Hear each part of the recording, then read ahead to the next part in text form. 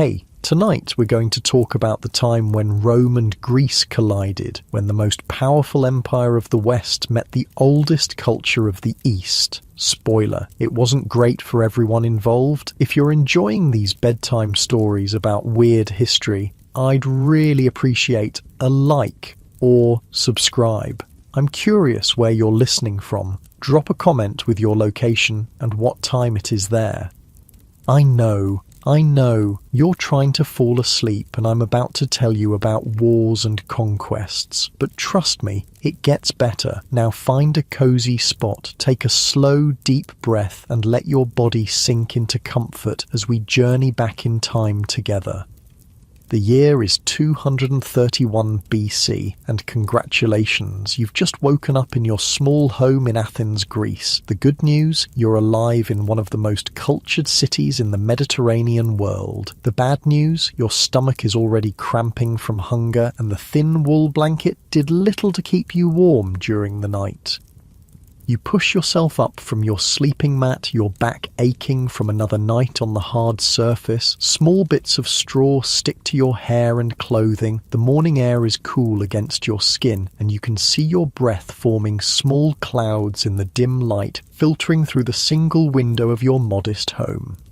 As you step outside, the familiar sounds and smells of Athens greet you. The scent of baking bread mingles with the less pleasant odours of a city without proper sewage. Your sandals slap against the stone streets as you make your way toward the agora, the centre of Athenian life. You need to buy food, but more importantly, you need information.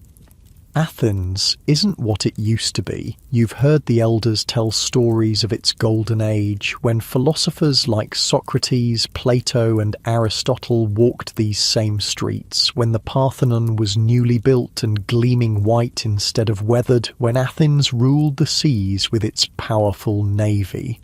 Those days are long gone. Now your city is just one of many Greek city-states caught in the endless political games between the larger Hellenistic kingdoms that emerged after Alexander the Great's death. To the north, Macedon under King Antigonus Doson is asserting its control. To the east, the Seleucid Empire stretches deep into Asia. To the south, Ptolemaic Egypt controls many islands and coastal territories. And far to the west, across the Adriatic Sea, a new power is rising, Rome. You've heard stories about these Romans. They're said to be a practical people, skilled in warfare and engineering, but lacking the sophisticated culture of Greeks. Most Athenians don't pay much attention to Rome. After all, what could these Western barbarians possibly want with Greece? Little do you know that events are already in motion that will bring these two worlds crashing together. As you enter the agora, the central marketplace is already bustling with activity. Merchants shout about their wares, citizens argue politics, and slaves carry goods for their masters. You approach a fruit seller, exchanging a few coins for some figs and olives. Your stomach grumbles appreciatively as you pop an olive into your mouth, the rich, salty flavour momentarily distracting you from your worries. Any news from the north? You ask the merchant, who always seems to know the latest gossip. The man leans forward, his breath heavy with garlic from his morning meal. They say the Illyrians are causing trouble again, raids on Greek merchant ships, bad for business. You nod thoughtfully. Illyria, the region across the Adriatic Sea from Italy, has long been a source of pirates and raiders, but this seems like a distant problem, nothing that would affect your daily life in Athens. If only you knew how wrong you were. The Illyrians, under their ambitious Queen Tutor, have indeed been raiding ships with increasing boldness. Among those ships are vessels belonging to Italian merchants from Rome, and Rome, unlike the fractious Greek cities, doesn't take kindly to threats against its commercial interests. In the Roman Senate, heated debates are taking place. The Republic is still recovering from its exhausting but victorious First Punic War against Carthage, but many senators are pushing for action against these Illyrian pirates. But you know nothing of this as you finish your simple breakfast and head toward the workshop where you labour as a craftsman. Your hands are calloused from years of working with tools, shaping metal into useful objects. Today you're working on a bronze lamp for a wealthy client, carefully hammering the soft metal into an elegant shape. Your workshop is small but well lit by the Mediterranean sun, streaming through the open doorway. The rhythmic sound of your hammer striking metal fills the space, occasionally interrupted by the sizzle of hot metal being quenched in water. Your muscles warm with the effort and you fall into the familiar pattern of work that has defined your life. As the day progresses, you hear raised voices outside. Stepping into the street, you see a crowd gathering around a man who appears to be a merchant. His clothes are travel-worn and his face is red with anger or excitement. The Romans have sent an embassy to Queen Tutor, he announces to the growing crowd. They demand she stop the piracy or face consequences. Someone in the crowd laughs. What consequences? What can Rome do across the sea? The merchant shakes his head. Don't underestimate them. I've been to Italy. The Romans are not like us. They're organised, disciplined, and they hold grudges. You listen with mild interest, but the affairs of distant kingdoms and republics seem far removed from your daily struggle to earn enough drachmas to feed yourself. With a shrug, you return to your work, the future of the Mediterranean world temporarily forgotten amid the immediate concerns of completing your commission. Months pass, and the seasons change. The hot, dry summer gives way to the milder days of autumn. You continue your routine of work, occasional visits to the public baths, and evenings spent in conversation with friends at a local tavern. Life goes on as it always has. Then one day, startling news reaches Athens. One of the Roman envoys to Illyria has been killed, possibly on the orders of Queen Tutor herself. Even more shocking is what follows. Rome has declared war on Illyria and sent a massive force of 22,000 men and 200 ships across the Adriatic.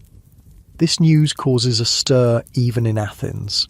Such a force is impressive, and its deployment so far from Roman territory is unprecedented. You discuss it with your friends that evening over watered wine. "The Romans are fools," says one of your companions, a merchant who trades in olive oil. "They know nothing of the eastern seas. The Illyrians will make short work of them." "I'm not so sure," counters another, older man who once served as a soldier. "I've heard the Roman legions are formidable. They defeated Carthage after all." "But that was different," argues the first man. "This is not their territory. They don't understand our part of the world."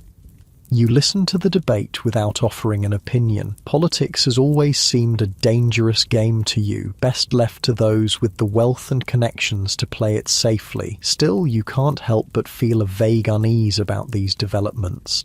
That unease proves justified when, barely a year later, news arrives that the Roman campaign has been a complete success. Queen Tutor has been forced to accept humiliating peace terms, giving up much of her territory and agreeing to pay tribute to Rome. The Roman Republic now has a foothold across the Adriatic, much closer to Greece than ever before. For the first time, you begin to wonder if perhaps Athens, and all of Greece, should be paying more attention to this rising power in the West.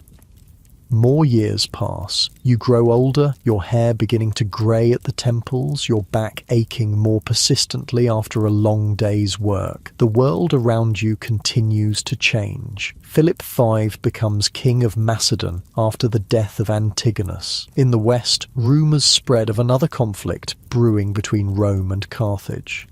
Then, in 218 BC, those rumours become reality. Hannibal, the brilliant Carthaginian general, crosses the Alps with an army that includes war elephants and invades Italy itself. All of Greece watches with interest as Rome faces its greatest challenge yet. You find yourself following the news of this distant war more closely than you would have imagined. Each report of a Carthaginian victory sends ripples of excitement through Athens, not because the Athenians particularly love Carthage, but because anything that humbles the increasingly powerful and arrogant Romans seems like good news. Hannibal defeated them at Lake Trasimene, announces one of your friends excitedly one evening. They say the Romans lost 15,000 men. And now he's in Italy itself, adds another. Imagine Rome could fall. The prospect seems to delight everyone in the tavern, everyone except the old soldier, who remains thoughtful. If Rome falls, he says quietly, what then? Do you think Carthage will leave Greece alone if they become the dominant power in the Mediterranean?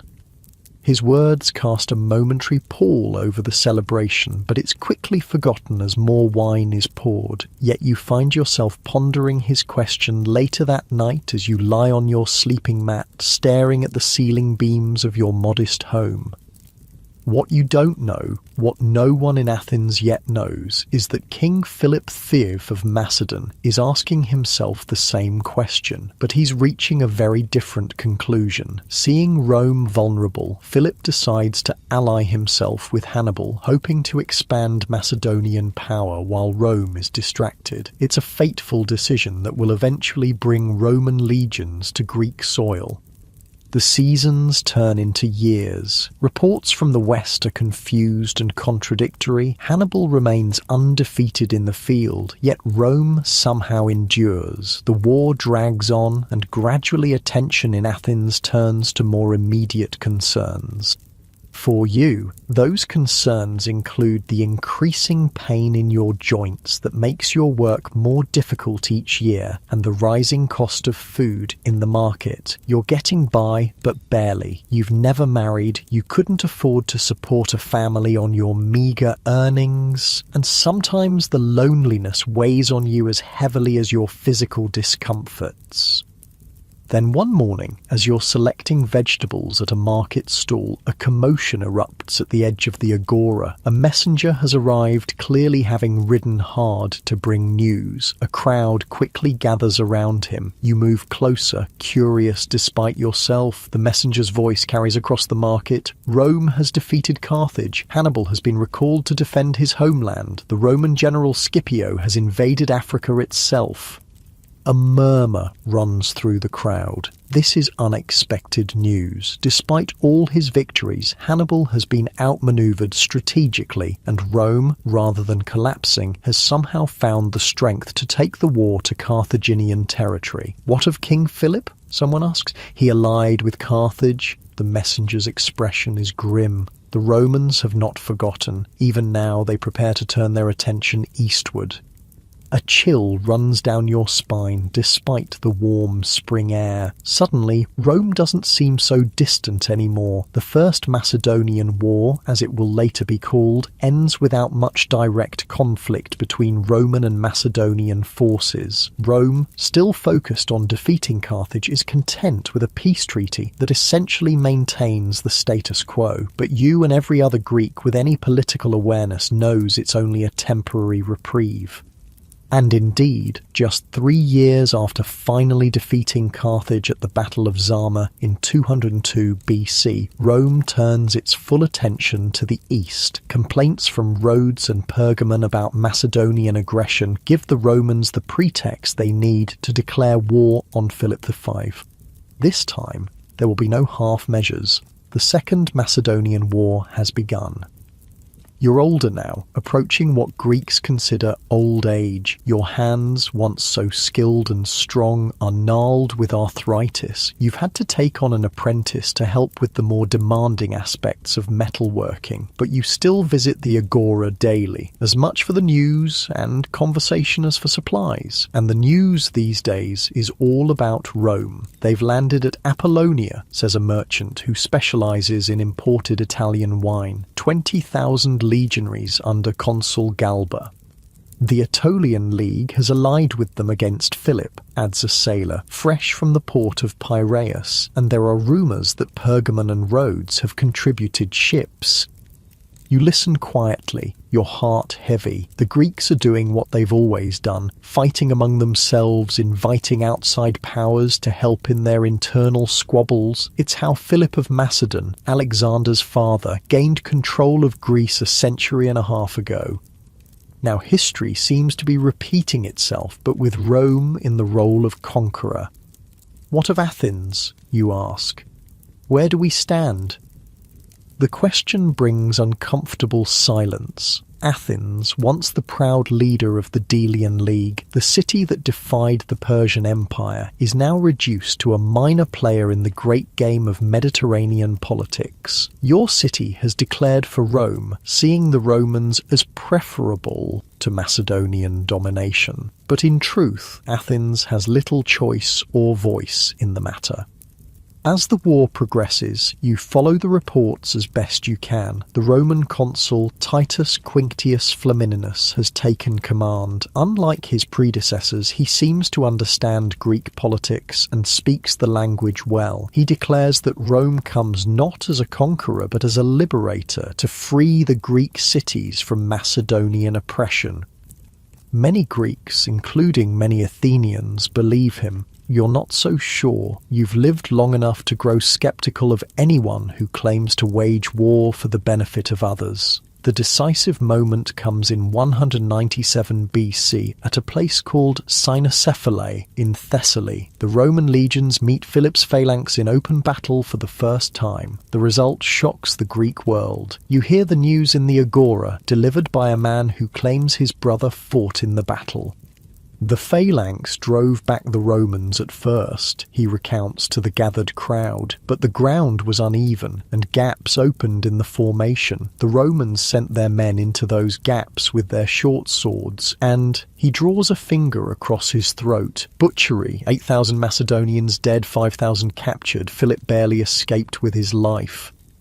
You feel something shift in the world at that moment. The phalanx, the Greek military formation that had dominated warfare since the time of Philip II, that had conquered the Persian Empire under Alexander, had been defeated by Roman tactics and discipline. It is as if the foundations of your world have cracked. The terms imposed on Philip V are harsh. He must withdraw from all Greek territories, reduce his fleet to token size, and pay a massive indemnity to Rome. More importantly, he must become a Roman ally, effectively a client king.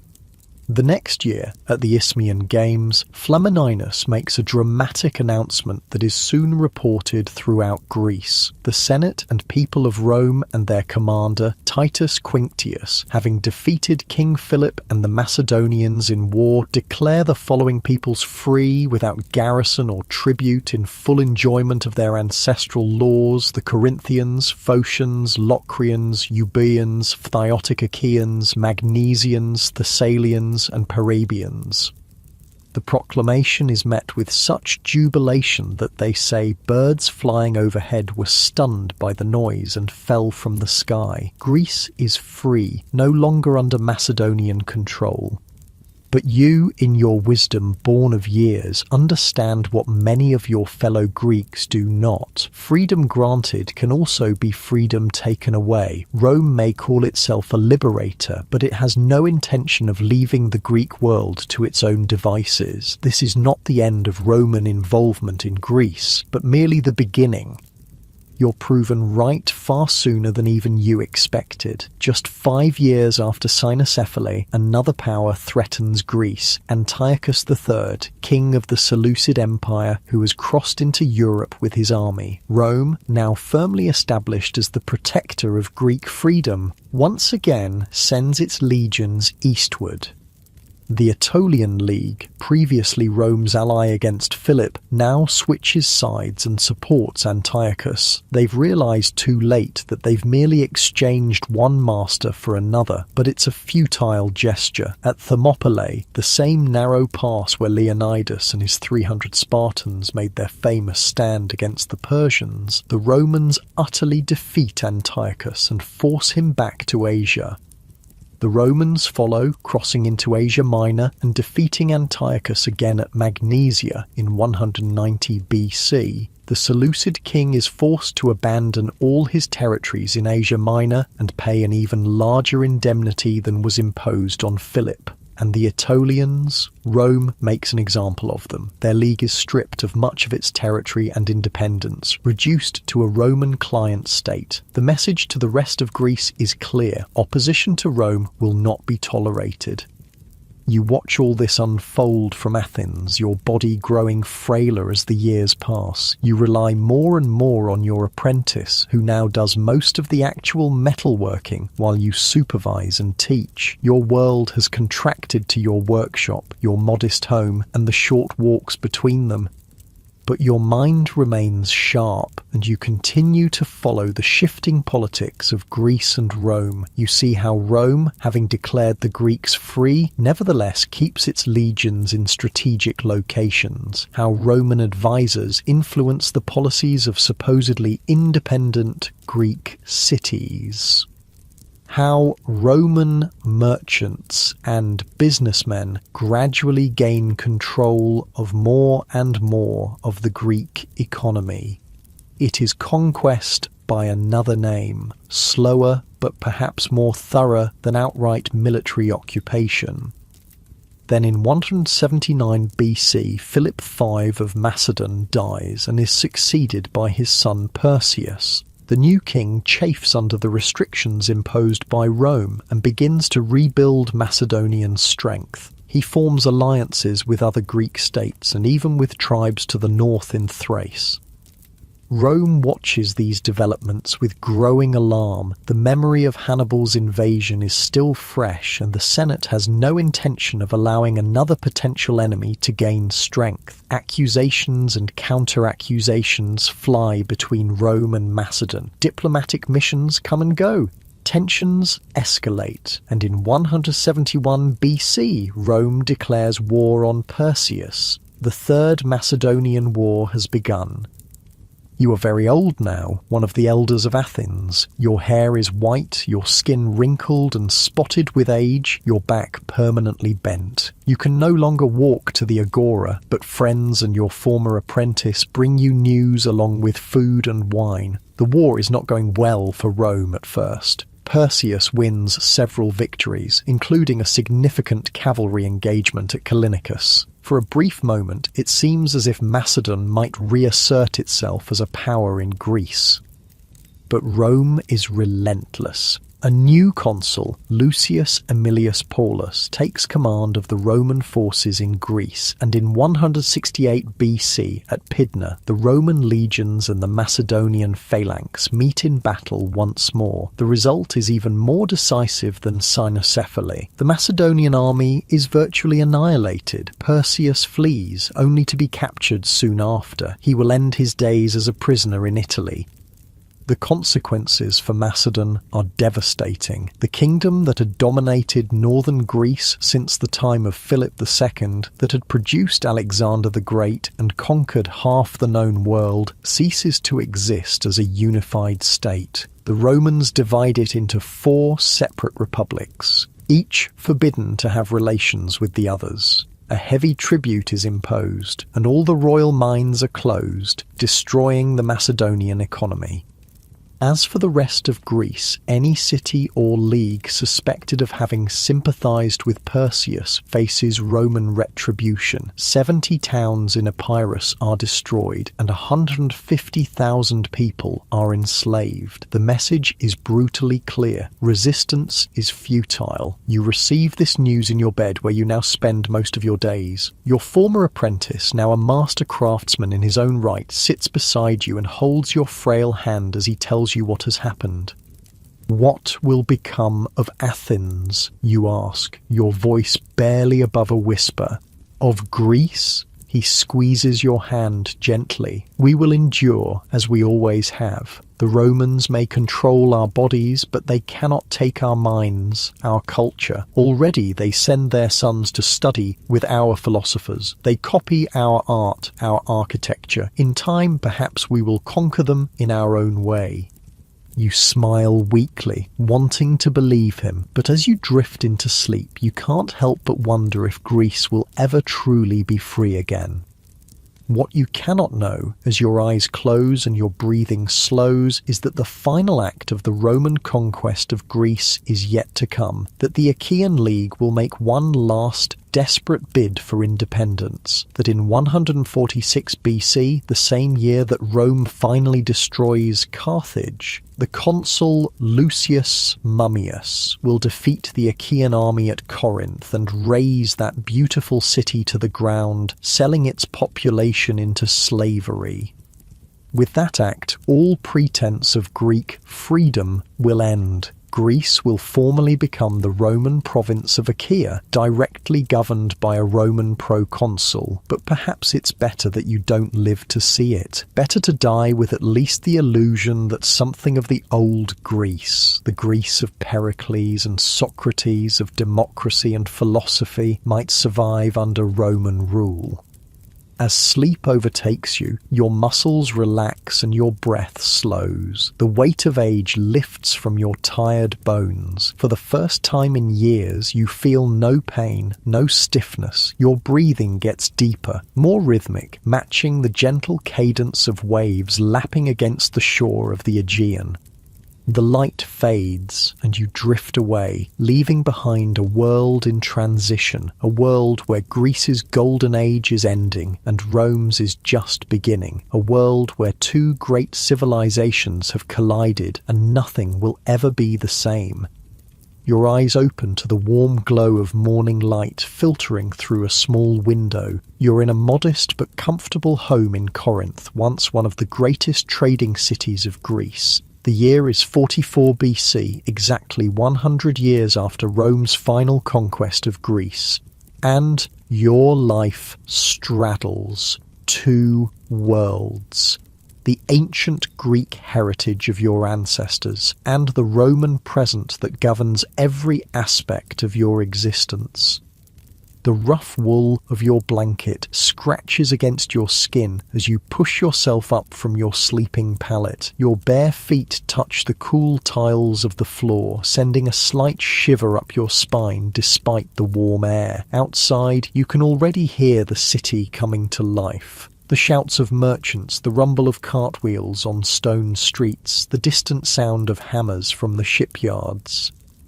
This Corinth is not the Corinth of old legends. That city was destroyed completely by the Roman consul Lucius Mummius in 146 BC, its buildings razed, its treasures carried off to Rome, its people sold into slavery. For nearly a century, the site lay abandoned, an empty warning of what happened to those who defied Rome's will.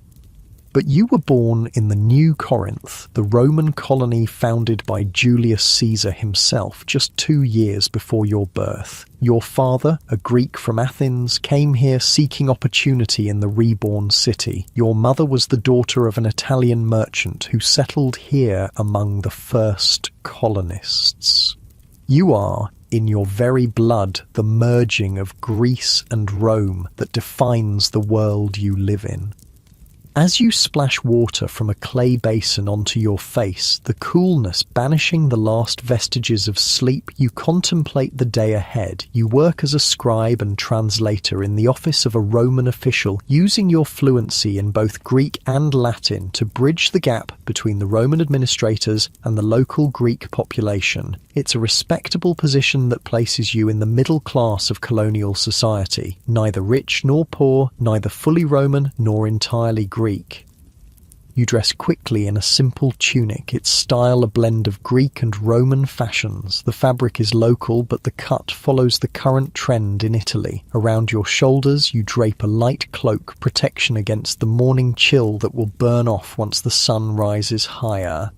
Your sandals are well worn but of good quality, comfortable for walking the steep streets of Corinth.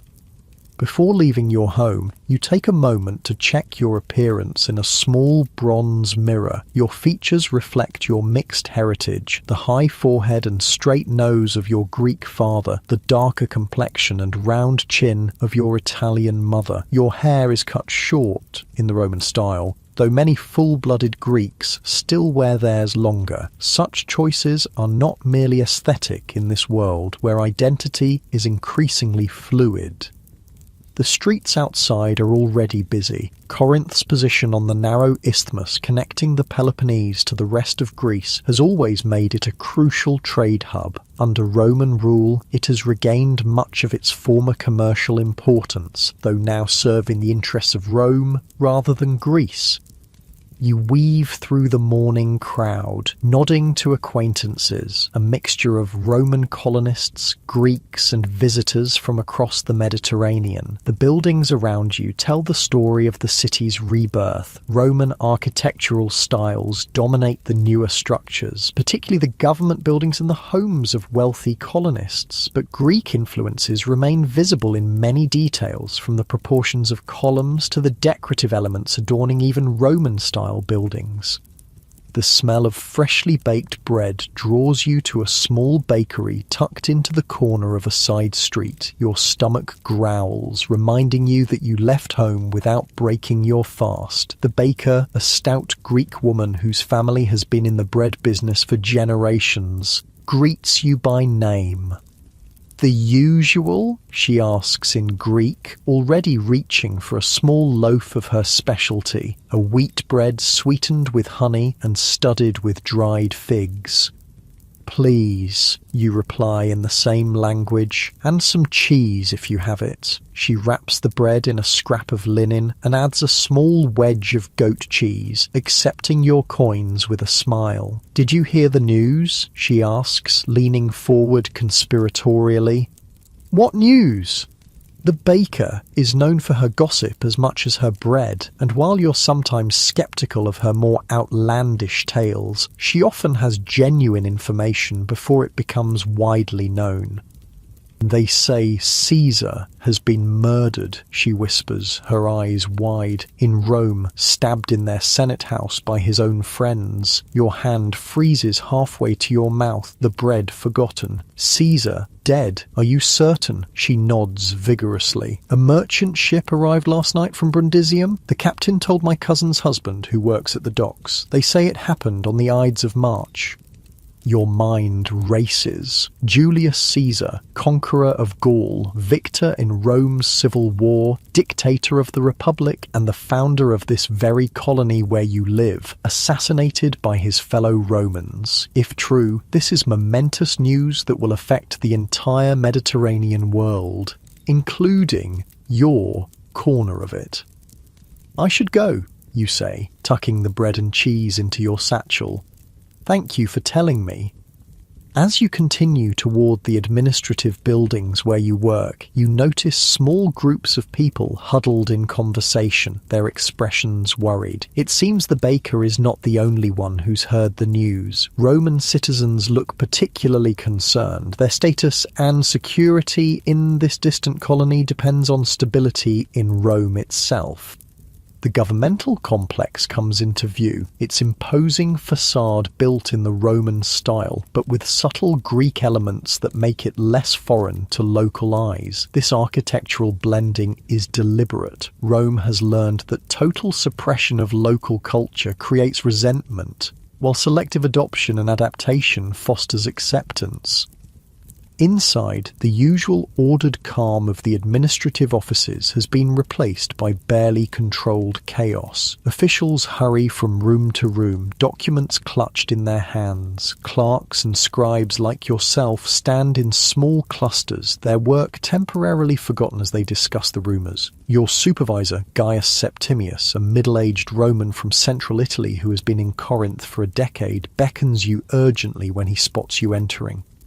"There you are," he says in Latin, his voice low but intense. "You've heard, I assume, about Caesar?" "Yes, just now in the market. Is it confirmed?" He nods grimly. "Official word arrived by special courier an hour ago. Caesar is dead, stabbed 23 times by a group of senators led by Brutus and Cassius." He runs a hand through his thinning hair. "Gods, what a mess! The whole republic could collapse into civil war again." The implications of his words sink in. You remember the stories your father told you about the last Roman civil war, how it spilled over into Greece, bringing armies from both sides to ravage the land. Battles were fought near Thessalonica and Athens. Athenians chose the losing side, supporting Pompey over Caesar, and suffered for it afterward, though the city was spared outright destruction. What happens now, you ask, keeping your voice steady despite your growing unease? That's what we're trying to determine, Septimius replies. For now, we maintain order and continue our duties. Rome endures with or without Caesar. He straightens his toga, a habitual gesture when he's trying to project authority. I need you to translate an announcement for the Greek population. It must be posted in the agora by midday. You nod, accepting the tablet he hands you. The Latin text is brief but carefully worded, acknowledging Caesar's death while emphasizing that Roman authority in the province remains unchanged. There is no mention of who might succeed the dictator or what political changes might follow in Rome.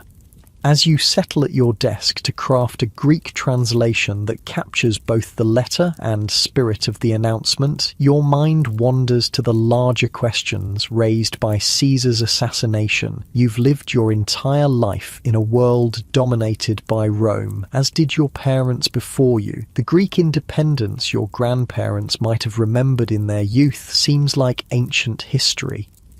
Yet beneath the surface of Roman rule, Greek culture has not just survived, but in many ways thrived. The Romans may have conquered Greece militarily and politically, but they've also been captivated by Greek art, literature, philosophy, and science. As the Roman poet Horace famously observed, "Captured Greece has captured her fierce conqueror." You see this cultural exchange daily in your work as a translator. Roman officials study Greek philosophy and send their children to be educated by Greek tutors. Greek architects and artists find eager patrons among wealthy Romans. Even the religions have begun to blend, with Roman gods identified with their Greek counterparts, Jupiter with Zeus, Mars with Ares, Venus with Aphrodite. Your translation complete, you hand it to a clerk for copying onto the official announcement boards. Then, at Septimius's direction, you spend the rest of the morning drafting letters to minor officials in outlying villages, informing them of Caesar's death and instructing them to maintain order. By midday, your hand is cramped from hours of careful writing. Septimius, seeing your discomfort, dismisses you for a meal break. "Take an hour," he says. "Clear your head, but don't go far. We may need you this afternoon if there are developments."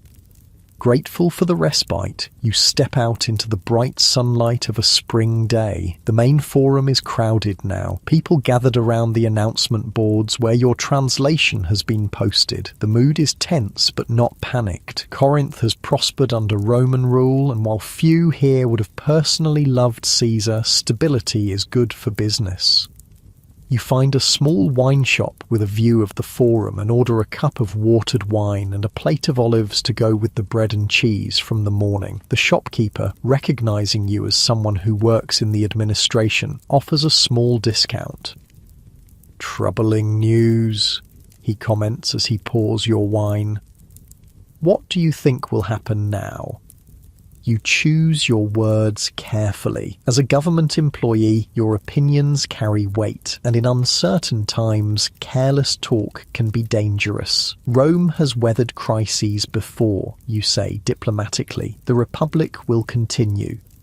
But even as you speak, you wonder if that's true. Caesar had been making himself increasingly powerful, taking on titles and honours unprecedented in Roman history. Some feared or hoped he planned to make himself king, a title detested in the Roman Republic since the overthrow of the monarchy 5 centuries earlier. Was his assassination a last defence of republican values, as the killers would no doubt claim, or merely another power play in Rome's increasingly factional politics? And what of Mark Antony, Caesar's loyal lieutenant, or Octavian, Caesar's young grandnephew and adopted son? They would surely seek vengeance against the assassins. The pieces are in place for another civil war, and Greece, your home, lies directly between Rome and the eastern provinces where Brutus and Cassius have fled. Your thoughts are interrupted by a commotion in the forum. A centurion from the small garrison that maintains order in Corinth is addressing the crowd, his voice carrying across the open space.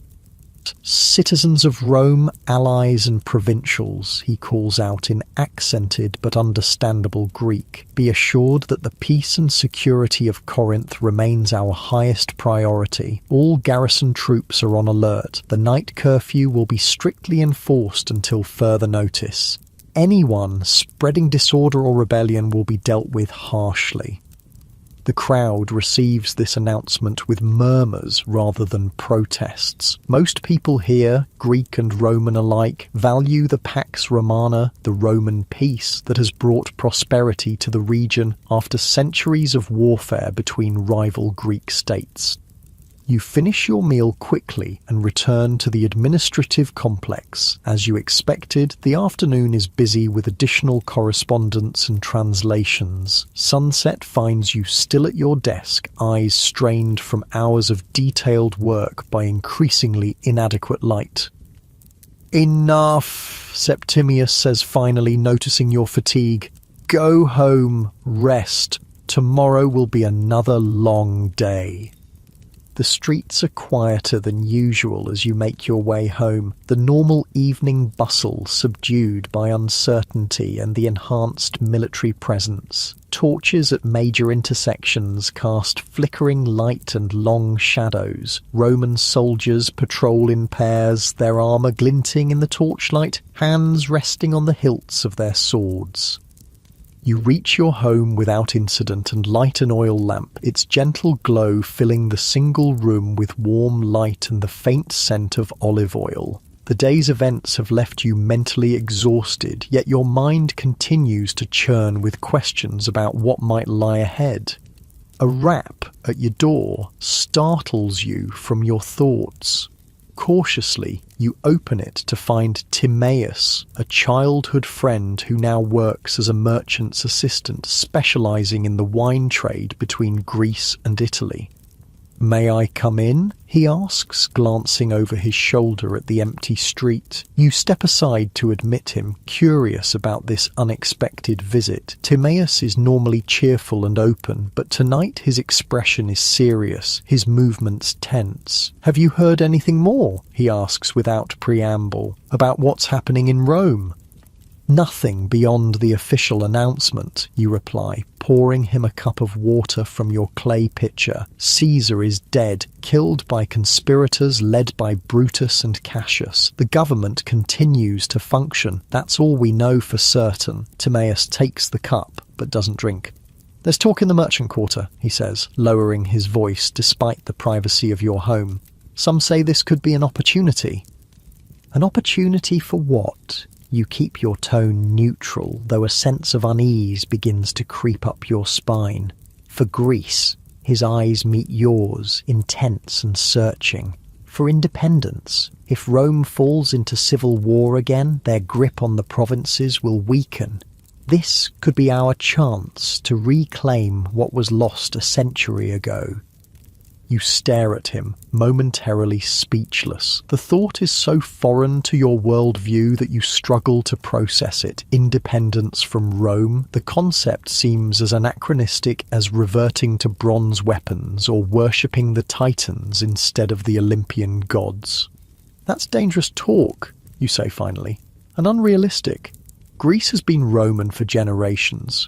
We don't even know how to be independent anymore." "Our ancestors did," Timaeus counters. "The blood of free Greeks flows in our veins. Don't tell me you've never imagined what it would be like if we governed ourselves again, if we didn't send our wealth to Rome as taxes, if we didn't have to bow to their proconsuls and praetors." In truth, you have occasionally indulged in such fantasies, especially when reading the ancient histories of Athens and Sparta in their glory days. But they were just that, fantasies, as disconnected from your real life as the myths of gods and heroes. The world has changed, Timaeus, you say gently. Rome isn't just our conqueror anymore, it's part of who we are now. Look at me, I'm half Italian. Look at Corinth, a Roman colony built on Greek soil. We can't simply turn back time. So we accept our chains because they're familiar. His voice rises slightly, frustration evident, because they're comfortable. Our great-grandparents fought against Roman rule. They died for Greek freedom. And they lost, you remind him, brutally. Remember what happened to the original Corinth? It was destroyed so thoroughly that nothing remained but ashes. Would you risk that again? The conversation continues in this vein for some time, neither of you convincing the other. Finally, Timaeus rises to leave, the untouched cup of water still full on your small table. Just think about it, he says at the door. Things are changing. We should be ready. After he's gone, you sink onto your sleeping mat, troubled by the encounter. Could Timaeus be right? Is there genuine sentiment for Greek independence simmering beneath the surface of Roman provincial life? And if so, what would happen if it boiled over in the uncertainty following Caesar's death? More personally, where would you stand in such a conflict? Your job, your position in society, your very identity is built around the Roman-Greek synthesis that Timaeus seems ready to tear apart. Yet you are still Greek in many ways, in your language, in your understanding of the world, in your connection to this land that was ancient when Rome was still a village on the Tiber. Sleep comes slowly that night, and when it does, your dreams are troubled by shadowy figures in togas and warriors in bronze armour battling across landscapes that shift between the Rome you've never seen and the Greece you know. You wake at dawn, your body tense, your mind still grappling with the questions raised by Timaeus's visit, but the practical concerns of daily life soon assert themselves. You must work, you must eat, you must navigate the complex reality of your world rather than debate hypothetical futures. The next several weeks pass in a blur of activity. News from Rome arrives in fragments, sometimes contradictory. Mark Antony has taken control. No, Octavian has raised an army. The Senate has granted amnesty to Caesar's killers. No, they've been declared public enemies. The situation seems to change with each ship that arrives from Italy. In Corinth itself, life continues with only minor disruptions. The Roman authorities maintain a heightened military presence, and travel to and from the city is more closely monitored. There are occasional arrests of individuals suspected of fomenting unrest, though most are released after questioning. You see Timaeus only in passing during this period, and your conversations are limited to brief public exchanges. Whether he is continuing to explore ideas of Greek independence, you don't know, and part of you prefers it that way. Your position in the administration makes any association with potential rebellion dangerous, not just to yourself, but to him as well. Then, nearly 2 months after Caesar's death, definitive news arrives from Rome. The Second Triumvirate has been formed, an alliance between Mark Antony, Octavian and Lepidus, pooling their resources and authority to hunt down Caesar's assassins and restore order to the Republic. Their first act is a series of prescriptions, death lists targeting not only those directly involved in Caesar's murder, but also political opponents and individuals whose wealth could fund the triumvir's armies. Hundreds of Roman senators and equities are executed, their property confiscated. The news sends shockwaves through Corinth's Roman community. Many have relatives or patrons in Rome who might be affected. Some fear that the proscriptions might extend to the provinces, targeting those with known Republican sympathies. For the Greek population, the news is received with more detachment. Roman political bloodletting is concerning primarily for its potential impact on local stability and commerce. Few Greeks mourn the deaths of Roman elites they never knew. But the next ship from Italy brings news that affects everyone. Brutus and Cassius have fled to the eastern provinces and are raising massive armies. The triumvirs are preparing to pursue them. Greece, lying directly in the path between Rome and the east, will inevitably become a battlefield once again. Your supervisor calls a meeting of all staff in the administrative complex. His face is grave as he addresses you in the atrium, his voice echoing slightly off the marble columns. "We have received instructions from Rome," he announces. "The province is to prepare for the arrival of troops loyal to the triumvirs. Supplies are to be stockpiled, roads maintained, harbour facilities made ready. This will require additional taxation and labour obligations from all communities."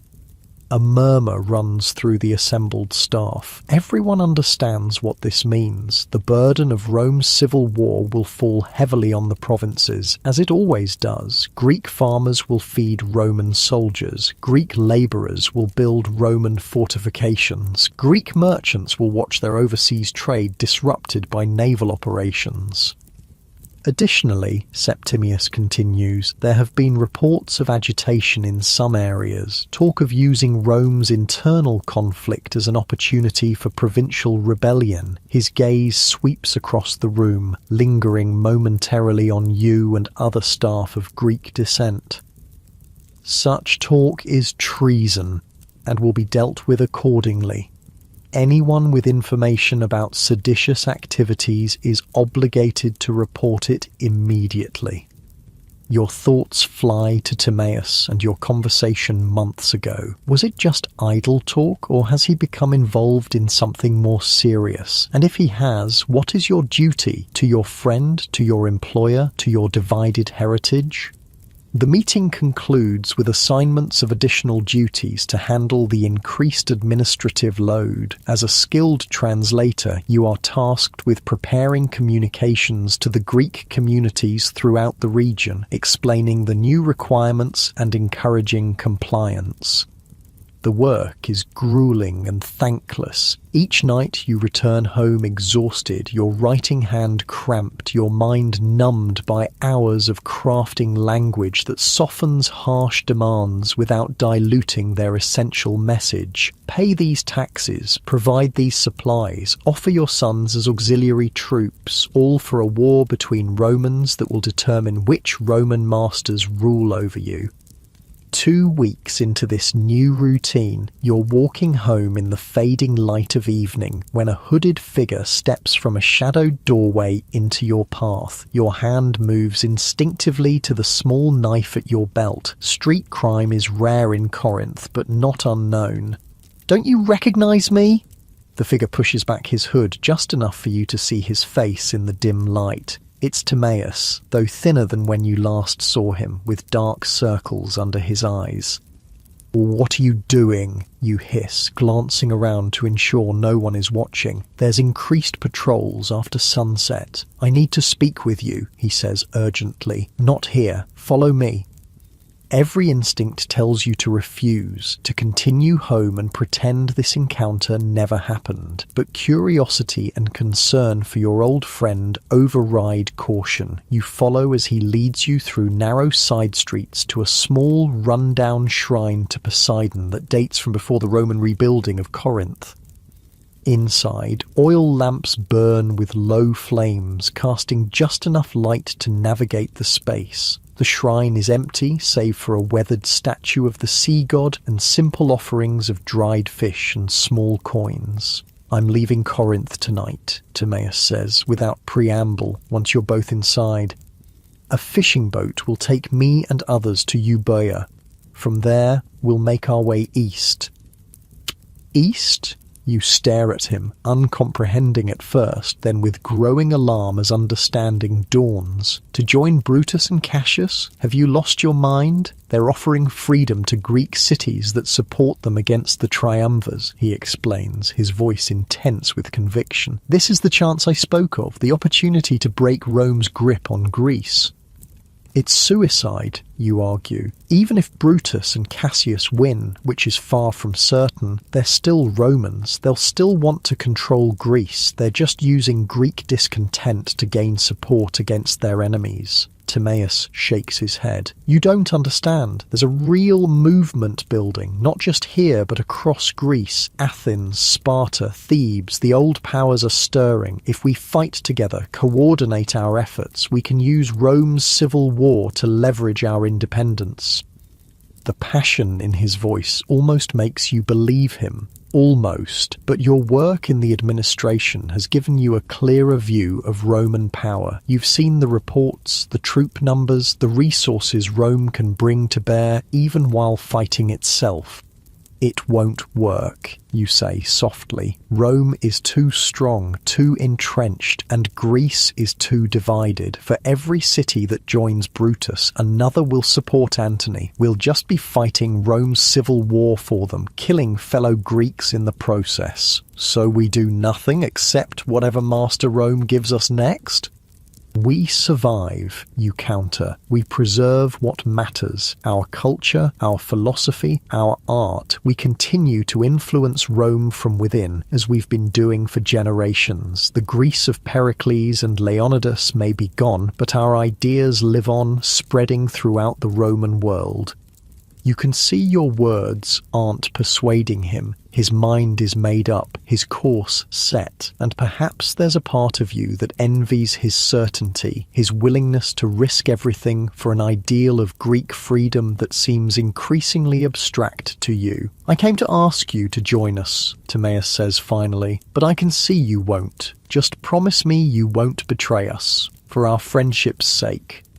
The request strikes at the heart of your conflicted identity. Your job, your oath to the Roman administration, demands that you report this conspiracy immediately. Yet your Greek heritage, your personal connection to Timaeus, pulls you in the opposite direction. In the flickering lamplight of the ancient shrine, standing before the weather-worn face of Poseidon, you make your choice. A choice that will define not just your own future, but your understanding of what it means to be Greek in a Roman world. Your muscles relax as the tension drains from your body. Your breathing slows, matching the gentle rhythm of waves against the shores of the isthmus where Corinth stands between two seas. The weight of divided loyalties temporarily lifts from your shoulders as you drift towards sleep. What choice did you make in that shrine? What became of Timaeus and his conspiracy? How did the clash between Brutus and the triumvirs affect Greece? Those are stories for another night, other dreams, as you float now in the peaceful darkness, balanced between the Greece of your ancestors and the Rome of your present, between memory and hope, between waking and sleep. The summer sun beats down on your bare shoulders as you stand back to assess your work. Sweat trickles down your temple, and you wipe it away with the back of your hand, careful not to smudge the fine marble dust coating your fingers. The statue before you is nearly complete, a figure of Apollo that perfectly blends classical Greek proportions with the more naturalistic style now favoured by your Roman patrons. The year is 66 AD, and you are a sculptor living in Athens. The city of your birth is no longer the independent power it once was. It has been under Roman rule for over 2 centuries, but it remains a cultural centre, revered throughout the empire for its philosophical schools, artistic traditions, and ancient heritage. You've made a good living from this reverence. Wealthy Romans pay handsomely for Greek art, especially pieces that capture what they imagine to be the perfect classical style. Some commission original works, while others are content with skilled copies of famous sculptures from Athens' golden age. The statue before you falls somewhere in between, inspired by classical models but with subtle contemporary touches that make it uniquely yours.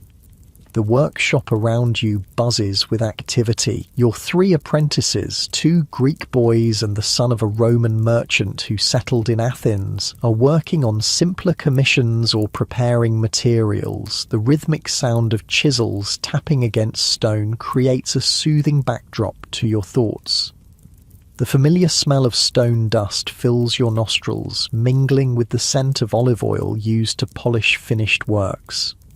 Your current project is more significant than most. The Apollo is commissioned for the villa of a Roman official who serves in the imperial household. It must be perfect not just for your reputation, but because all of Athens is eager to impress right now. Emperor Nero himself is coming to Greece. The news arrived months ago and has thrown the entire province into a frenzy of preparation. Nero, unlike some previous emperors, is known for his passionate Philhellenism, his love of Greek culture. He fancies himself not just a political leader, but an artist, a poet, a musician, and an athlete in the Greek tradition. His visit is both an honor and an opportunity.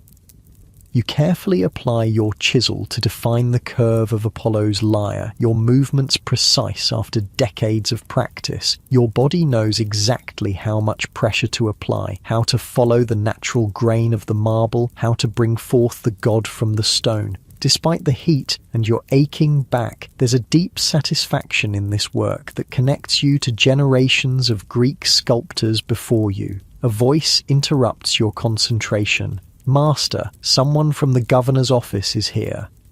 You set down your tools and dust off your hands on your apron. Officials from the Roman administration don't visit sculptors' workshops without reason. Has there been a complaint, a new tax, or perhaps you allow yourself a moment of hope, a commission for the emperor's visit? The man waiting in the front room of your workshop wears the simple but well-made tunic of a Roman civil servant. His Greek is fluent but marked by a slight Italian accent. "Are you the sculptor Nicomedes?" he asks, consulting a wax tablet in his hand. "I am," you confirm, conscious of your work-stained appearance before this clean, efficient representative of Roman authority. "Good. I bring a notice from the governor's office regarding the imperial visit." He hands you a sealed document. "Your workshop has been selected to contribute to the decoration of the Panathenaic Stadium for the emperor's attendance at the games. You will find the details inside, including the stipend offered. The work must be completed within 30 days. Your heart races with excitement even as your mind calculates the practical challenges. The stadium commission is a tremendous honor. Your work will be seen by Nero himself, but 30 days is scarcely enough time, especially with your current commissions. "This is most unexpected," you say carefully. "May I ask how my workshop was chosen?" The official's expression remains neutral. Your reputation for quality and reliability was noted by the committee, as was your adherence to classical styles, which the emperor is known to favor. He pauses, and your prompt payment of taxes was also considered. That last point brings a wry smile to your lips. Of course, the Romans never forget who pays their dues on time. Their remarkable empire is built as much on careful bookkeeping as on military might. "Please convey my gratitude to the governor," you reply with a slight bow. "I am honored to accept this commission." After the official departs, you break the seal on the document and scan its contents. Your task is to create 4 decorative reliefs depicting scenes from the ancient Olympic Games to be installed at the stadium entrances. The stipend is generous, though not lavish. The Romans are always practical about money, but the real value lies in the prestige this commission will bring. Your oldest apprentice, Theon, approaches cautiously. "Good news, master?" "The best kind of news," you reply, handing him the document. "And the worst. An imperial commission with an impossible deadline. We'll need to work day and night to complete it alongside our existing projects." Theon's eyes widen as he reads. "The Emperor will see your work. If we finish in time," you caution, "and if it meets the governor's approval, tell the others. We begin planning immediately." The next few weeks pass in a blur of activity. You delegate most of your existing commissions to your senior apprentices, focusing your own efforts on the stadium reliefs. Sleep becomes a luxury, snatched in short intervals when your body simply refuses to continue. Your hands grow rough and cracked from constant work. Your back and shoulders ache with a deep, persistent pain that even hot baths at the public thermae can't fully ease. But as the reliefs take shape, your fatigue is balanced by growing excitement. Your design combines traditional athletic scenes, wrestlers, discus throwers, chariot races, with subtle allegorical elements that link Greek athletic tradition to Roman imperial virtues.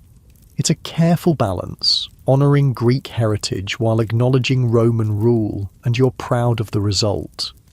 Athens itself is transformed as Nero's arrival approaches. Buildings are repaired and freshly painted, streets cleared of debris, new decorations erected throughout the city. The cost is enormous, straining the resources of the municipal government and individual citizens alike. But no one complains openly. The emperor's favour could mean new privileges, reduced taxes, or imperial funding for public works. Finally, the day arrives. Your reliefs, completed just 2 days before the deadline, are installed at the stadium entrances under the watchful eye of Roman officials. You're permitted to attend their installation, directing the placement of each panel to ensure they catch the light perfectly. The stadium itself has been lavishly decorated, with flowers, coloured streamers and imperial insignia supplementing its classical Greek architecture. You return home exhausted but satisfied, collapsing onto your sleeping couch without even removing your dusty work clothes. Tomorrow, Nero enters Athens, and the entire city will turn out to welcome him. You've done your part, creating work that honours both your Greek heritage and your Roman present. Now you can only hope the emperor approves. The sound of trumpets wakes you at dawn. For a moment, you're disoriented. Usually, it's the crowing of neighbourhood roosters that marks the day's beginning. Then you remember the imperial procession. Nero is entering Athens today. You dress hurriedly in your finest chiton, a garment reserved for festivals and important social occasions. It's been months since you've worn anything but work clothes, and the clean, lightweight fabric feels strange against your skin. Your wife, Theodora, helps fasten your best cloak, the one with the subtle embroidery around the edge that marks you as a citizen of some standing. "You look distinguished," she says, smoothing the fabric across your shoulders. "Like a proper Athenian gentleman, not a dusty stone carver." You smile at her teasing. Theodora comes from a family of modest merchants and has always balanced respect for your artistic skill with gentle mockery of artistic pretensions. 20 years of marriage have only sharpened her wit. "Distinguished enough to catch the emperor's eye?" you ask, only half joking. She adjusts your cloak one final time. Let's hope he's too busy looking at your reliefs to notice the sculptor. Imperial attention isn't always a blessing. Her caution is well-founded. Though Nero is known for his Philhellenism, he's also known for his unpredictability and occasional cruelty. Still, the potential benefits of imperial favour outweigh the risks, at least in your mind. The streets are already crowded as you make your way toward the city's main gate where the emperor will enter. People from all walks of life, citizens and non-citizens, Greeks and foreigners, freed people and slaves permitted by their masters to attend, press together in excited anticipation. The air buzzes with conversation in multiple languages, though Greek predominates here in Athens, even after centuries of Roman rule. You find a spot with a decent view, standing beside a spice merchant you know from the Agora and his family. The sun climbs higher, beating down on the assembled crowd. People shift restlessly, children whine, vendors weave through the throng selling water and small snacks. The wait stretches from minutes to hours. Then, finally, a distant cheer announces the approach of the imperial procession. The crowd around you surges forward, and you brace yourself against the pressure. Trumpets sound again, much closer now, and the cheering grows louder as the procession comes into view. First come the standard bearers, carrying the eagle insignia of Rome and the emperor's personal standard. Behind them march a contingent of the Praetorian Guard, the elite soldiers who serve as the emperor's personal protectors. Their armor gleams in the sunlight, their steps perfectly synchronized, their expressions impassive beneath their helmets. The display of Roman military discipline is impressive and intimidating, a reminder of the power that underlies all the cultural appreciation. Next come local officials, the Roman governor and his staff, followed by Athens' own archons and council members. They walk with careful dignity, aware of their position as intermediaries between imperial authority and local population. And then a ripple of excitement passes through the crowd as the emperor himself appears. Nero rides in an ornate chariot, wearing a purple-bordered toga and a crown of golden laurel leaves. At 30, he is in his physical prime, though perhaps a bit softer than the ideal athletic build so valued in Greek sculpture. His face is full, his expression one of practiced benevolence as he acknowledges the cheering crowd with raised hand. The emperor is followed by his enormous entourage, advisors, servants, entertainers, and more soldiers. The procession seems endless, a deliberate display of Roman wealth and power that contrasts with the more austere triumphs of classical Athens.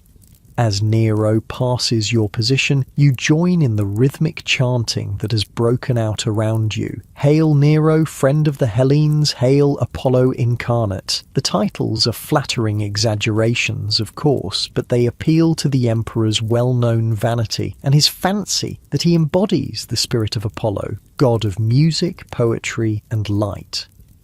The procession continues through Athens' streets, eventually reaching the Acropolis, where religious ceremonies will welcome the emperor. You don't follow. The hilltop sanctuary will be restricted to officials and priests today. Instead, you return home to prepare for the public games scheduled to begin tomorrow at the Panathenaic Stadium, where your reliefs now stand.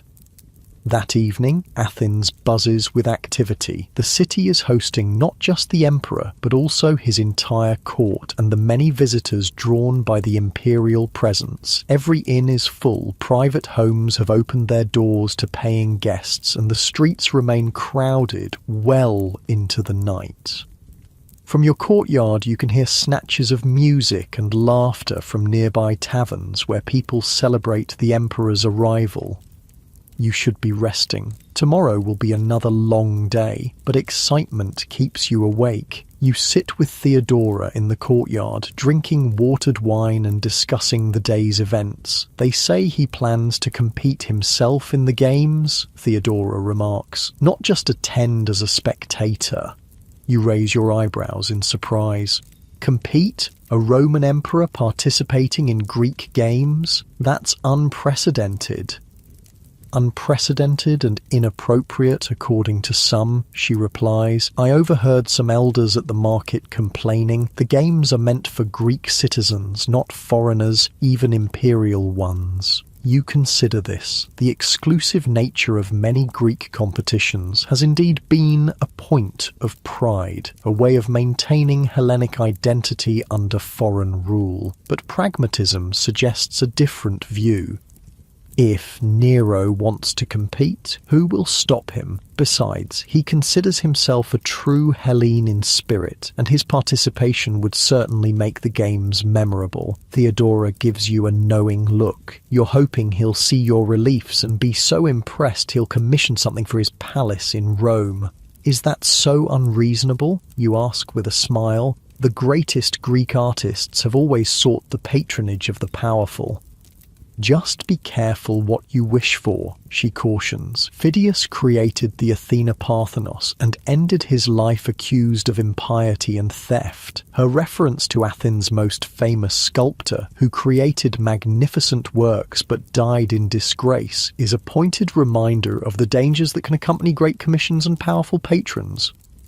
The next morning, you join the crowds heading to the Panathenaic Stadium. The U-shaped structure, nestled between two hills, has been renovated several times since its original construction, most recently with marble seating funded by a wealthy Roman donor eager to demonstrate his Philhellenism. Today, every seat is filled and the atmosphere crackles with anticipation. Your heart swells with pride as you pass beneath one of your relief panels at the entrance. Several people pause to admire the work, pointing out details to their companions. You resist the urge to identify yourself as the sculptor, maintaining the dignified anonymity expected of an Athenian citizen in public. Your seat is in a section reserved for citizens of some distinction, not among the front rows where officials and honoured guests sit, but with a good view of the proceedings. The summer heat is intense, and you're grateful for the wide-brimmed hat that provides some shade.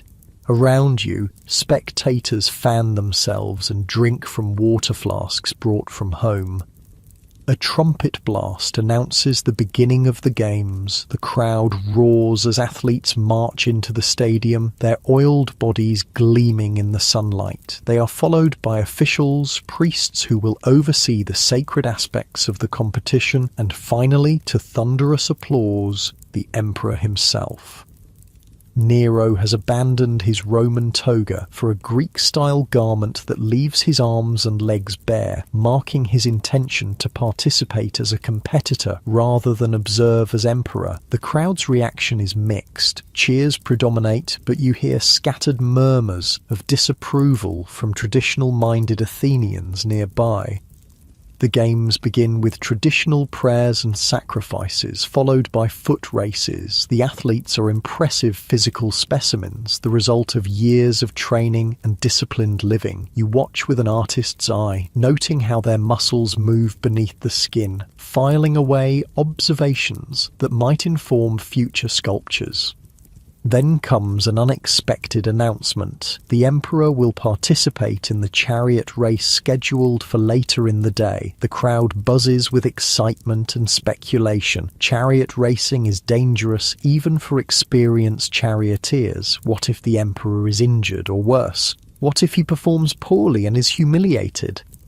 As the day progresses through wrestling matches and discus throwing, the anticipation builds. Finally, the chariots are brought into the stadium, magnificent vehicles drawn by teams of 4 horses. The charioteers take their positions, including Nero himself, who has been given a prominent starting position.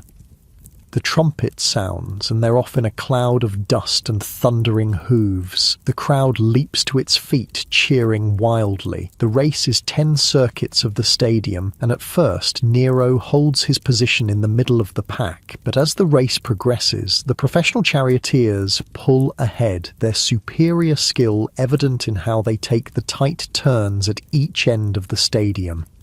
By the 5th lap, Nero has fallen behind. On the 6th, disaster strikes. His chariot catches a wheel on the turning post and nearly overturns. The emperor manages to regain control, but he's now far behind the leaders.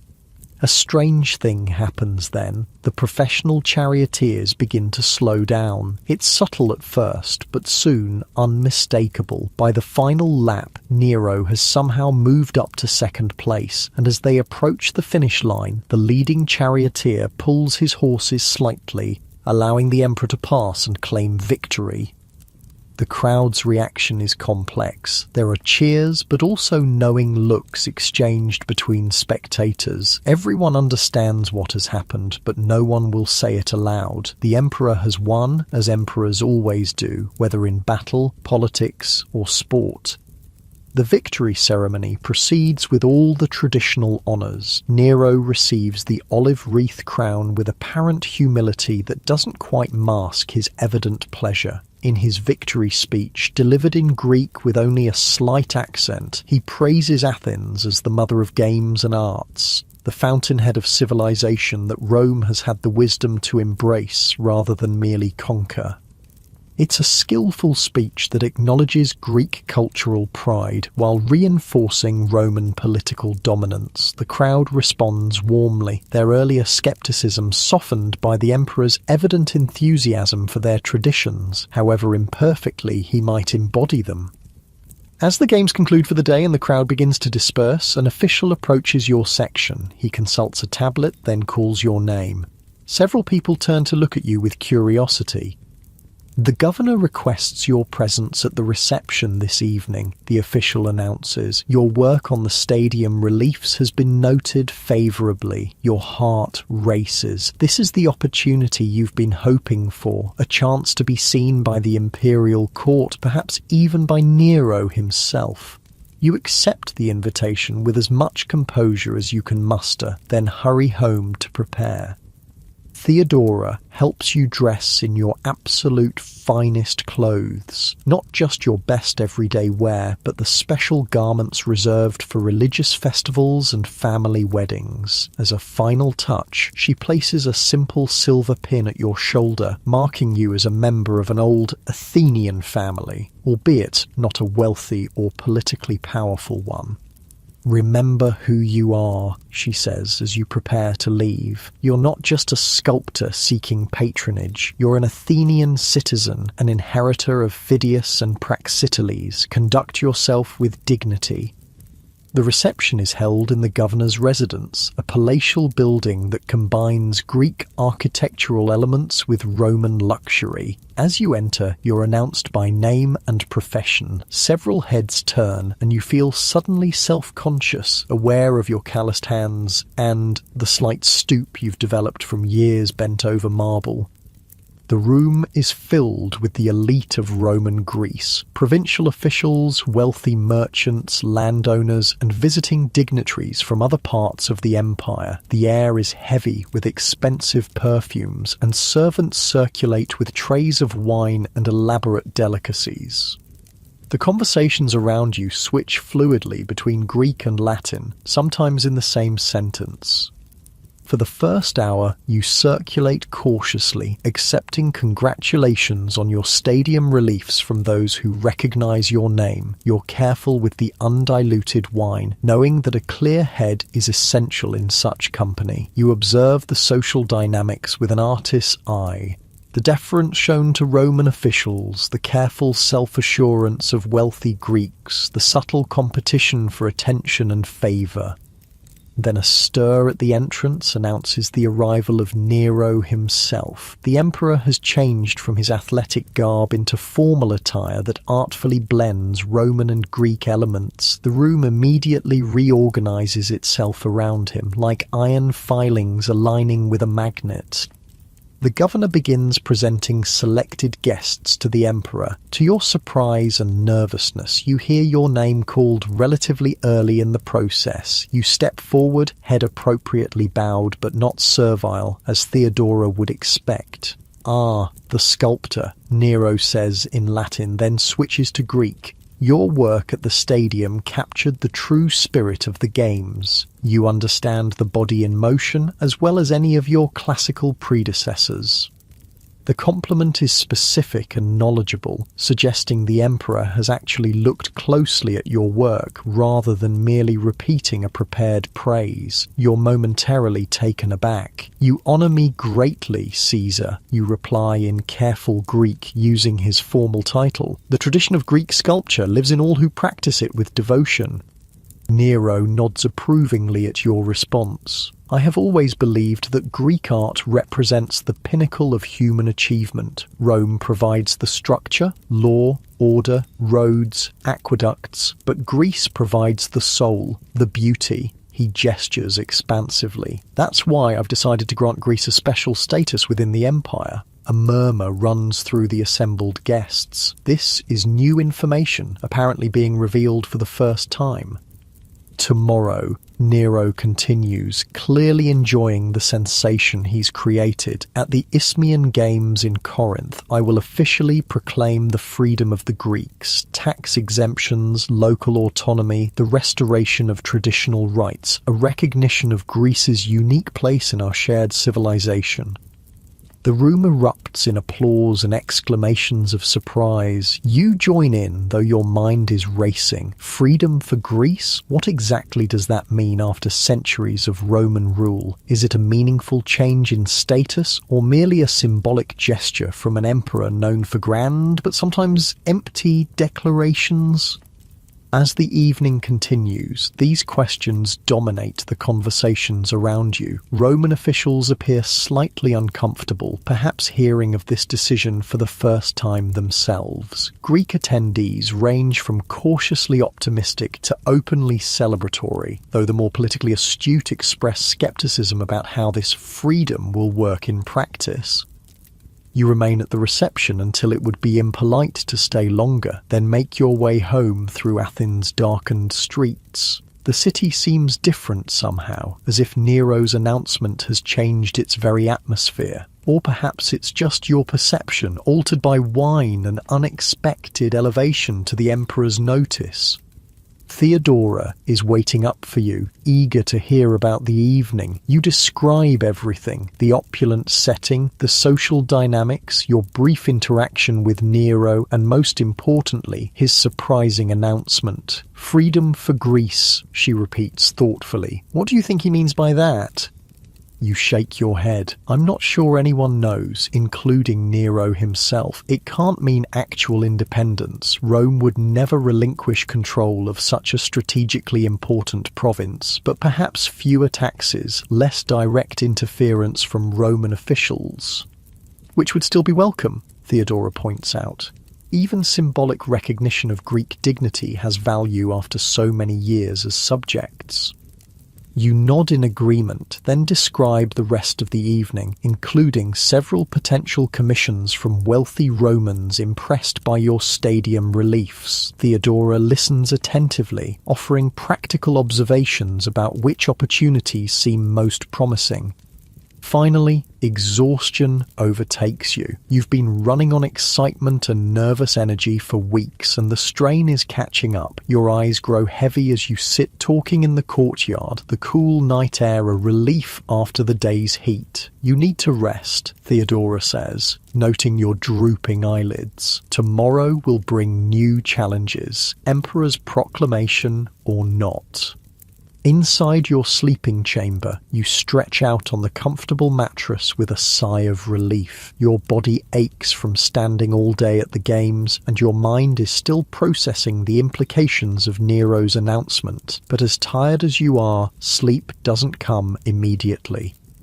You find yourself reflecting on your position in this complex, evolving world where Greek and Roman identities increasingly intertwine. You're a Greek sculptor working in traditional forms, yet adapting to Roman tastes. You're an Athenian citizen proud of your heritage, yet you benefit from the stability and opportunities the empire provides. You speak Greek in your home and with friends, yet you understand Latin well enough to communicate with Roman clients. Is this the future of Greece? Not independence, but a special status within the Roman world, preserving cultural identity while accepting political reality? Is Nero's promised freedom a step toward greater dignity for Greeks, or simply a new form of the same underlying relationship? These questions have no simple answers, but as you ponder them, your thoughts grow increasingly diffuse. The sounds of nighttime Athens, distant conversations, the occasional bark of a dog, the soft rustle of breeze through the courtyard plants blend into a soothing backdrop. Your breathing deepens, your muscles relax, and finally, sleep claims you. In your dreams, you sculpt a figure that is neither fully Greek nor fully Roman, but something new emerging from the marble, a vision of a future still taking shape, just as your chisel reveals the form hidden within the stone. Morning light filters through the olive trees outside your study, casting dappled shadows across your scrolls. The gentle breeze carries the scent of cypress and distant sea salt through the open windows. You take a deep breath, savouring this quiet moment before your students arrive. Athens in the spring is truly beautiful, especially in these peaceful times under the rule of Emperor Hadrian. The year is 128 AD, and you are a philosopher and teacher in Athens. At 55, your hair and beard have turned silver, but your mind remains sharp, your passion for knowledge undiminished. You've spent your life immersed in the works of Plato, Aristotle, and the Stoics, building a reputation that draws students from across the Roman Empire to study with you. Your modest home on the slopes of the Areopagus Hill has become a place of learning and discourse. The main room where you teach faces east to catch the morning light, its walls lined with shelves holding scrolls and codices, the newer bound form of books that some of your Roman students prefer. Simple wooden benches arranged in a semicircle await today's class. A table holds your teaching materials, wax tablets for notes, a water clock to mark time, and a small bust of Socrates worn smooth in places from years of thoughtful touches. You arrange your chiton, the traditional Greek garment you prefer, over Roman dress, despite the fashion among some Athenians to adopt toga-inspired styles. After so many years, the soft draped fabric feels like a second skin. Around your shoulders, you place a hymation of finer wool, dyed a deep blue that marks your status as an established teacher without appearing ostentatious. Your first student arrives precisely as the water clock marks the hour. Marcus Cornelius is the son of a wealthy Roman official posted to Athens. At 18, he shows genuine promise, combining Roman pragmatism with a growing appreciation for Greek philosophical inquiry. He greets you in fluent Greek, though his accent still reveals his Italian origins. "Good morning, teacher. I've completed the reading on Aristotle's Ethics you assigned." "Excellent, Marcus. We'll discuss it once the others arrive." More students filter in over the next quarter hour, a mix of Greeks and Romans, mostly young men, but including 2 Greek women from prominent Athenian families. Your class reflects the cosmopolitan nature of Athens under Hadrian's rule, where cultural boundaries blur and intellectual pursuit unites people of different backgrounds.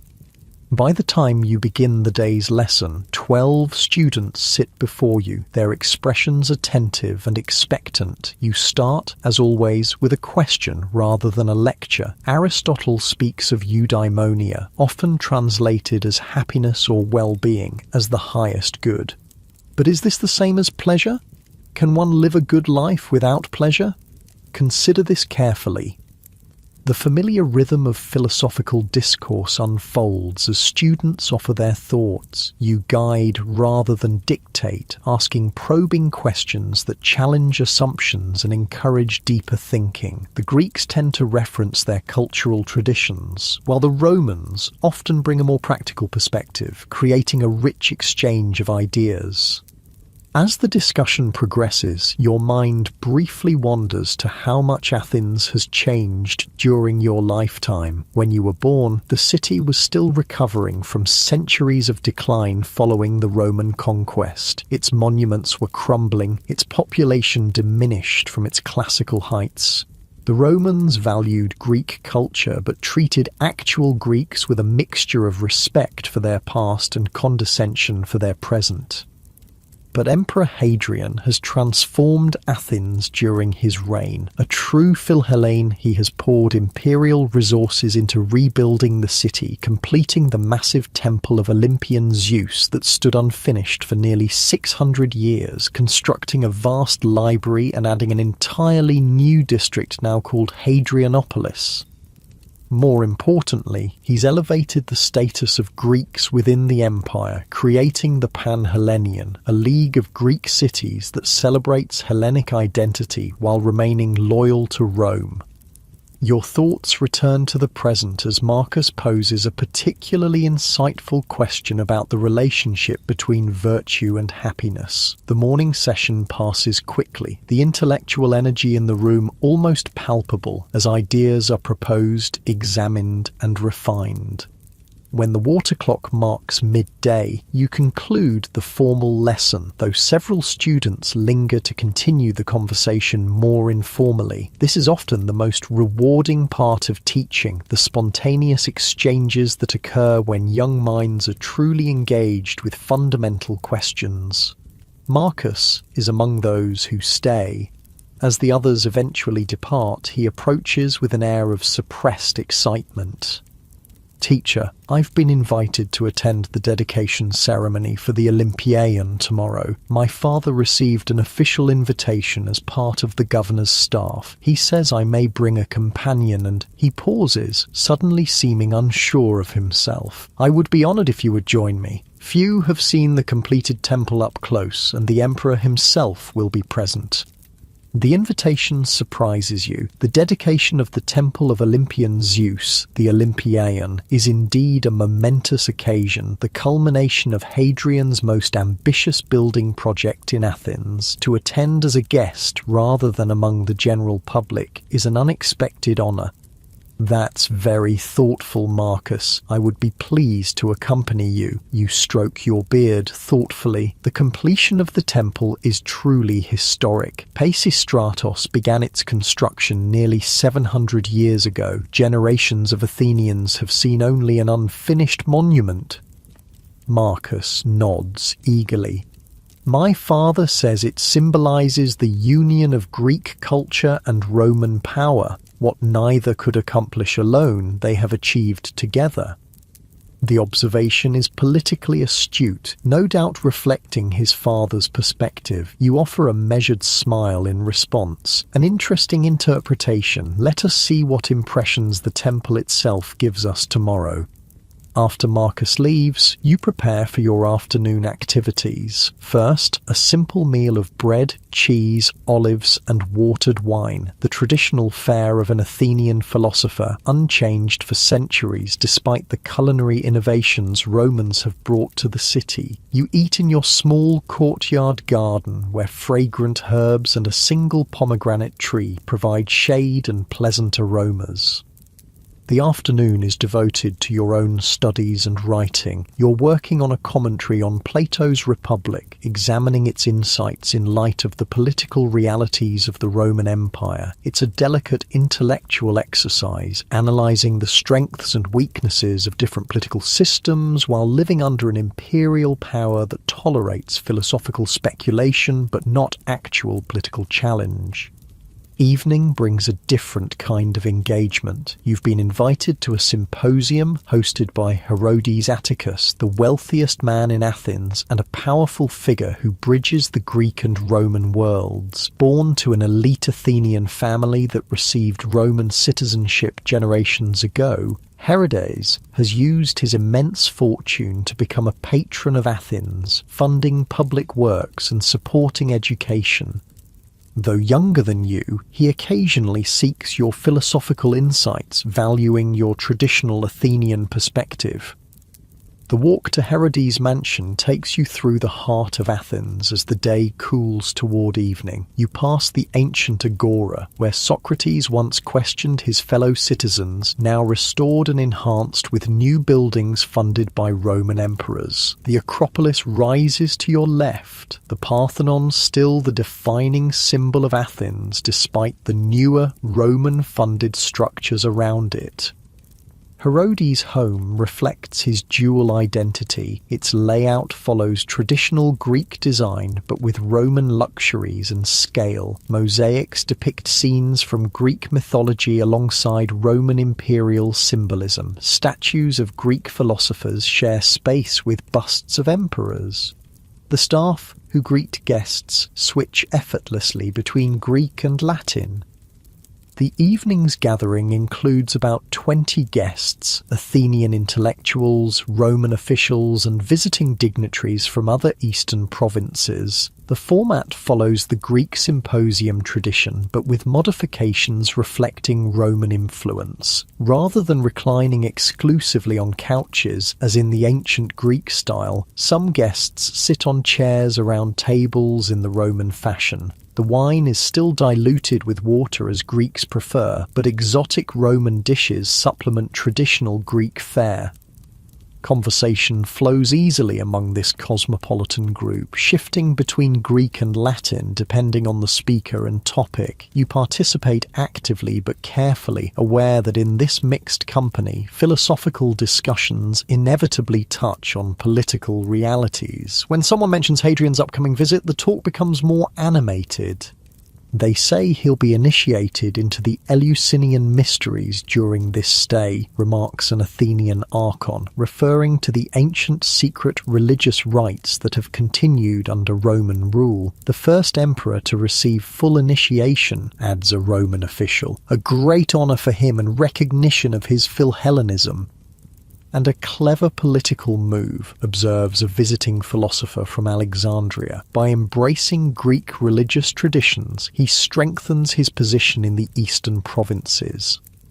You listen more than you speak as the conversation continues, noting how these perspectives reveal the complex relationship between Greeks and Romans after nearly 3 centuries of imperial rule. For the Romans, appreciating Greek culture demonstrates their sophistication and legitimizes their power. For the Greeks, Roman patronage provides material benefits and a degree of cultural recognition, even if political independence remains a distant memory. The symposium continues late into the evening with musical performances and poetry recitations following the meal. By the time you walk home under a canopy of stars, your mind is full of the day's intellectual stimulation, from your morning class to the evening's wide-ranging discussions. Sleep comes easily after such a full day, but your dreams are vivid, a common occurrence before significant events. You see the Acropolis as it might have looked in its classical prime, then watch as it transforms, Roman elements blending with Greek, neither completely displacing the other but creating something new, just as Athens itself has done.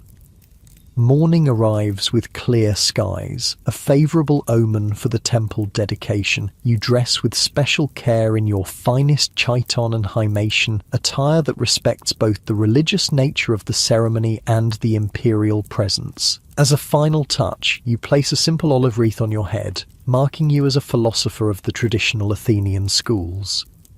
Marcus arrives at your home shortly after sunrise, wearing the toga praetexta that indicates his status as the son of a Roman official. Despite his formal Roman appearance, his excitement has a youthful, universal quality that transcends cultural differences.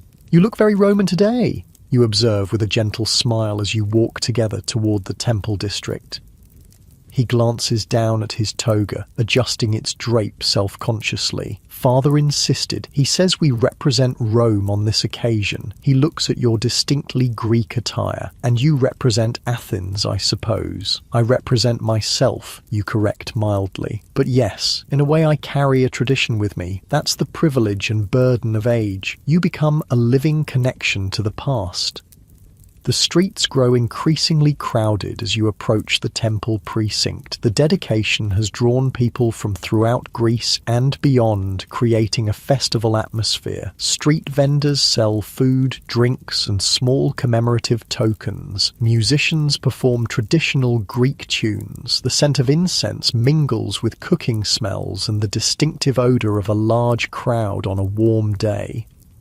Marcus leads you to a checkpoint where Roman guards verify your invitation. Beyond it lies a less crowded area reserved for official guests. Here, the elite of the eastern provinces mingle with Roman officials, all positioning themselves for the best view of the upcoming ceremony.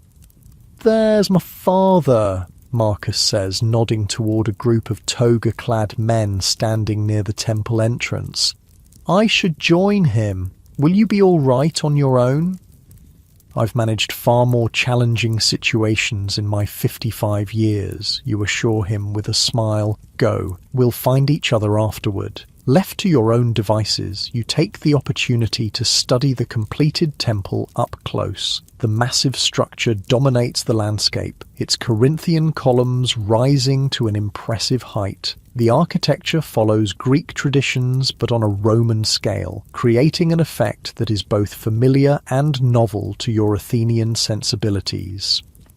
The gleaming white marble catches the morning light, almost painfully bright against the clear blue sky. Detailed carvings adorn the pediments and frieze, depicting scenes from Greek mythology executed with technical perfection. Gold accents catch the light, adding touches of warm brilliance to the predominantly white structure. As you contemplate the temple, a voice speaks near your shoulder in Latin-accented Greek. Impressive, isn't it? Though perhaps a bit excessive for Athenian taste.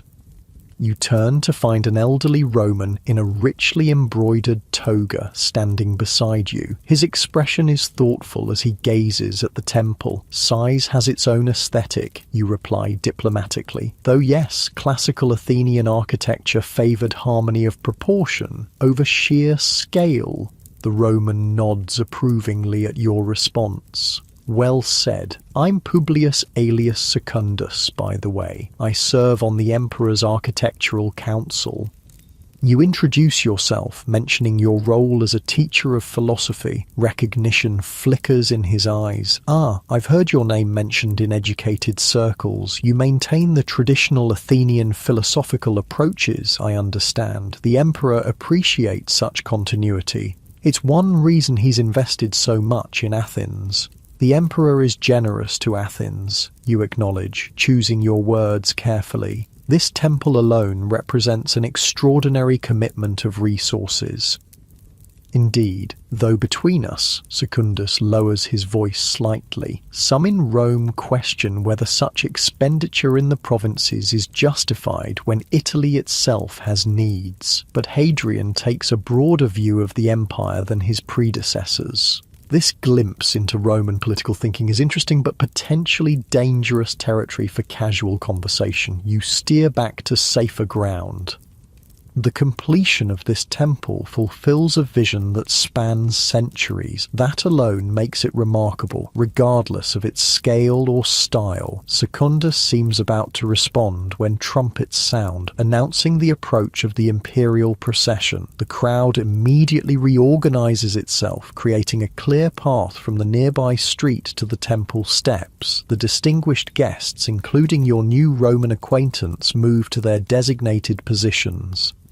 From your excellent vantage point, you watch as the procession comes into view. First come the lictors with their fasces, the traditional symbols of Roman authority. Behind them march Praetorian guards in gleaming armour, followed by various officials and priests.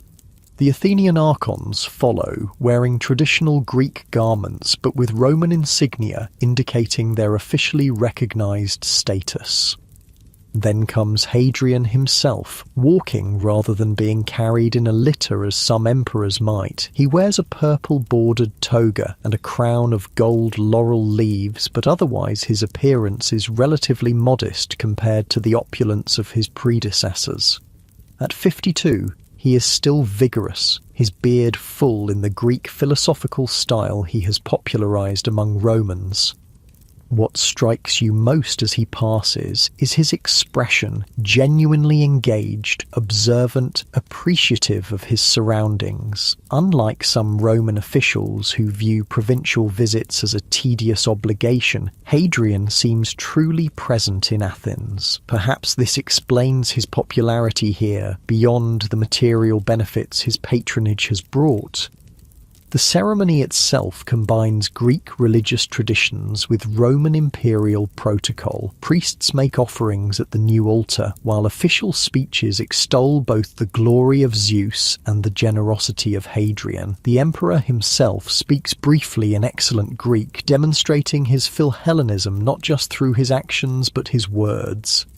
As the formal dedication concludes, Hadrian announces additional benefactions for Athens: funding for schools, restoration of older monuments, grain distributions for the poor. Each pronouncement is met with enthusiastic applause, especially from the general public gathered beyond the official enclosure. The ceremony complete, the crowd begins to disperse. You catch sight of Marcus making his way toward you through the milling dignitaries. "Wasn't it magnificent?" he asks, his youthful enthusiasm undiminished by the lengthy proceedings. "Father says the emperor will visit the academy tomorrow. Perhaps he'll stop at our school as well." "That seems unlikely," you reply gently. "The emperor's schedule must be extremely full." But the academy visit makes sense. It connects him to Plato's legacy. As you discuss the ceremony and its implications, you make your way back through Athens' streets, now filled with people celebrating the occasion in a more relaxed fashion. Temporary wine shops have been set up at major intersections, and impromptu performances draw crowds in small squares. "Athens feels alive today," Marcus observes, "more like I imagine it was in its golden age." You consider this as you navigate around a group of dancers. Perhaps, though the Athens of Pericles was very different. Smaller, more homogeneous, citizens directly engaged in governance rather than celebrating an emperor's gifts. But surely this is better than the Athens of a century ago, he persists. "My father says before emperors like Hadrian took interest in the eastern provinces, many Greek cities were declining, their monuments crumbling." There's truth in this observation, you acknowledge silently. Your own grandparents described an Athens still suffering from the devastation of earlier Roman conflicts. Its population reduced, its influence diminished. The city's revival under imperial patronage is undeniable, even if it comes with the price of autonomy.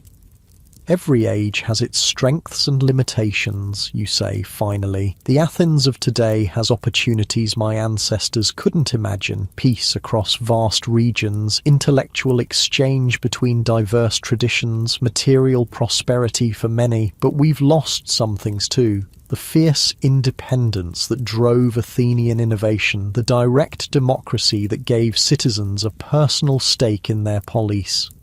Marcus considers this thoughtfully. Despite his Roman upbringing, his time in Athens has given him appreciation for Greek perspectives. Do you think it was worth it, the exchange of independence for the benefits of being part of the empire? It's a profound question that cuts to the heart of Greece's relationship with Rome, a question Greeks have been asking themselves in various forms since their conquest. As a philosopher, you're trained to examine such complex issues from multiple angles rather than offering simplistic judgments. "That depends on what one values most," you reply. "For those who prize political self-determination above all else, no material benefits could compensate for its loss. For those who value security, prosperity, and cultural continuity, Roman rule has provided advantages that an independent but vulnerable Greece might not have maintained. And you, teacher, what do you value most?"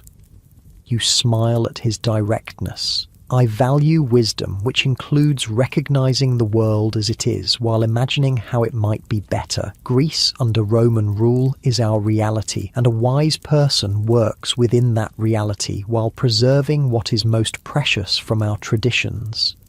The conversation continues as you reach your home, where Marcus takes his leave, promising to return for tomorrow's lesson. You spend the evening reflecting on the day's events, recording your observations of the ceremony and the emperor in your personal journal, notes that might inform your philosophical writings or simply preserve your impressions for future reflection. As night falls, you sit in your courtyard, listening to the sounds of celebration still echoing through Athens' streets. The completion of the Olympieion marks another step in the city's transformation under Roman influence, neither fully the classical Athens of history nor simply another Roman provincial centre, but something unique to this moment in time. Your thoughts drift to the students you teach, especially those like Marcus who embody the blending of Greek and Roman perspectives. They are the future of this evolving world, inheritors of both traditions. What wisdom can you impart to help them navigate the complexities of identity and power, continuity and change? These questions follow you to your sleeping couch, where the physical fatigue of a long, stimulating day gradually overcomes your active mind. The distant sounds of the city, the gentle night breeze through your window, the familiar comfort of your home, all combine to ease you towards sleep. As consciousness begins to fade, your last thoughts are of the Olympieion, standing complete after 7 centuries, a monument that embodies both the endurance of Greek aspirations and the transformative impact of Roman power. Like Athens itself, it tells a story of conquest and adaptation, loss and renewal, ending and beginning, all flowing together in the river of time that carries you gently into dreams. The morning bells of Hagia Sophia echo across Constantinople, their bronze voices calling the faithful to prayer. You pause in your writing, lifting your eyes from the parchment to gaze out the window at the city spread below, a magnificent panorama of domes, spires, and palaces gleaming in the early light. The sea beyond sparkles like scattered gems, dotted with ships from every corner of the known world. The year is 532 AD, and you are a Greek scholar in the imperial court of Emperor Justinian I. At 45, you've risen to become one of the emperor's trusted advisors on matters of law, history, and classical learning. Your spacious study in the palace complex offers this breathtaking view of the city that Romans now call Nova Roma, New Rome, though most people use its older name, Constantinople. You set down your quill and stretch your fingers, stiff from hours of careful writing. The manuscript before you is part of a monumental project, the codification of Roman law that Justinian has commissioned. For 2 years now, you've been working with a team of legal scholars to collect, organize and clarify centuries of Roman legal precedent into what will eventually be called the Corpus Juris Civilis, the body of civil law. It's exacting work that requires not only legal knowledge but also a command of both Latin and Greek. The final texts will be in Latin, the traditional language of Roman law, but many of the discussions and drafts are in Greek, which has become the predominant language of the Eastern Empire. This linguistic duality is just one example of how the empire you serve is both deeply Roman and fundamentally Greek. You rise from your writing desk, your joints protesting slightly. The wooden chair is beautifully carved but designed more for aesthetic appeal than comfort. Your woolen robe falls in heavy folds around you as you move to the window, seeking a moment's respite for your eyes in the distance. Constantinople in the morning light takes your breath away, Even after all these years, when you first arrived from Athens as a young man seeking education and opportunity, you were overwhelmed by the city's scale and grandeur. Now it's familiar, but no less impressive. A city built to rival and surpass ancient Rome itself, embodying Emperor Constantine's vision of a Christian Roman Empire with distinctly Greek characteristics. The soft knock at your door pulls you from your contemplation. Your assistant Theodoros enters, a young man from a good family in Antioch who reminds you of yourself 20 years ago, eager, scholarly, caught between the classical past and the Christian present. "The morning dispatches have arrived," he says, holding a bundle of sealed documents. "And Tribune Belisarius requests an audience at your convenience. He's returned from the frontier with reports he says will interest you." You nod, turning reluctantly from the window. "Bring the dispatches here. I'll see Belisarius in the small audience chamber at the 3rd hour." As Theodoros arranges the documents on your desk, you notice unusual tension in his normally composed features. "What is it?" you ask. "Something in the dispatches?" He hesitates. "Rumours, Kyrie. From the Forum. They say the Blues and Greens were fighting again last night. 3 dead, a shop burned." He lowers his voice. "Some are saying it's more than just chariot racing factions now, that there's talk against the Emperor himself." You frown. The rivalry between the Blues and Greens, ostensibly supporters of different chariot racing teams, has increasingly become a vehicle for political and religious disputes. What began centuries ago as simple sports fandom has evolved into something more complex and dangerous in the densely packed, politically charged atmosphere of Constantinople. "Rumours are like coins," you say carefully. "They pass from hand to hand, but their value is often questionable. Still, make a note. If Belisarius mentions it, we'll know there's substance to the talk." After Theodoros withdraws, you turn your attention to the dispatches, reports from provincial governors, diplomatic communications from neighbouring kingdoms, intelligence from agents in the Western territories now controlled by Germanic rulers. The Roman Empire in the West fell officially in 476 AD, but the eastern half, your half, continues to thrive, still calling itself Roman, though increasingly Greek in language and culture. One dispatch particularly catches your attention, a report from Alexandria about the discovery of several ancient texts in a private collection, including philosophical works thought lost during the fire that damaged the famous library centuries ago. The governor requests guidance on whether these should be sent to Constantinople for the imperial library. You make a note to recommend their acquisition. Though the empire is now Christian, Justinian values knowledge from all sources. The preservation of classical learning remains a priority, especially for someone like you who serves as a bridge between the pagan past and Christian present. Before meeting Belisarius, you take time to visit the small private chapel attached to your quarters. Though you were raised in the traditions of classical Greek learning, you embraced Christianity in your youth, finding in it elements that resonated with the philosophical teachings you most valued.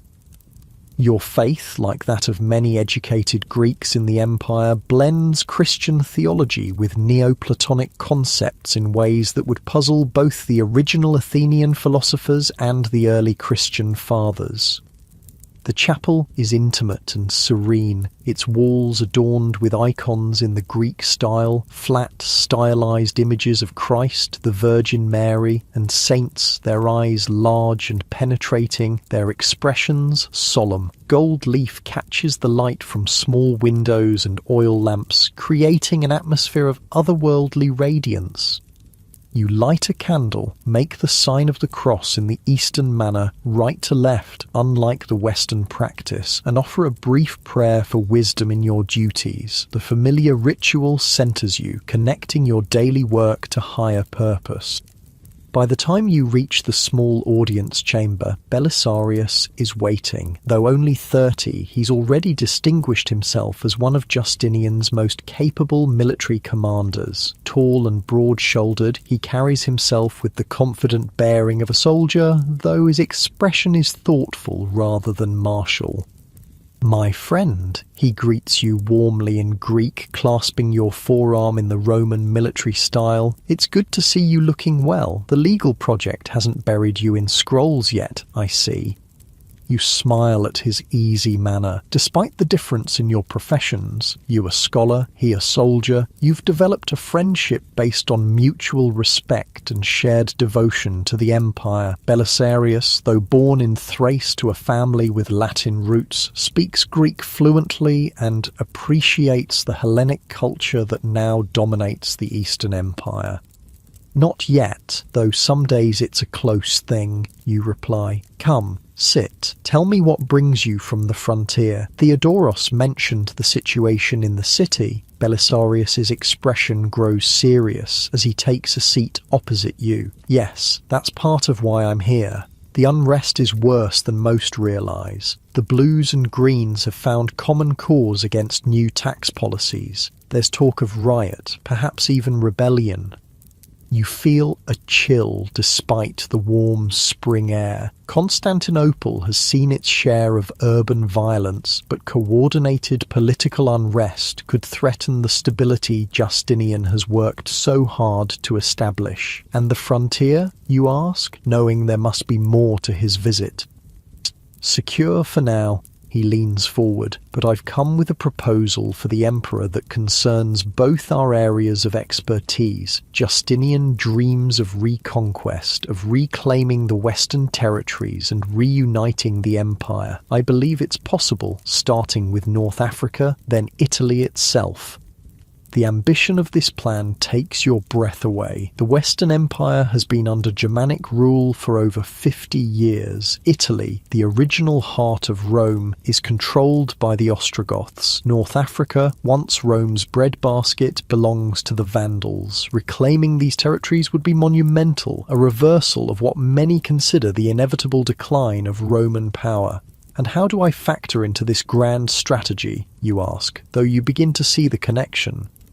Your work on the legal codex, Belisarius explains, it's not just an academic exercise. By clarifying and preserving Roman law, you're creating the administrative foundation for reconquest. We need more than military victory. We need to re-establish Roman governance in territories that have adapted to barbarian rule for generations.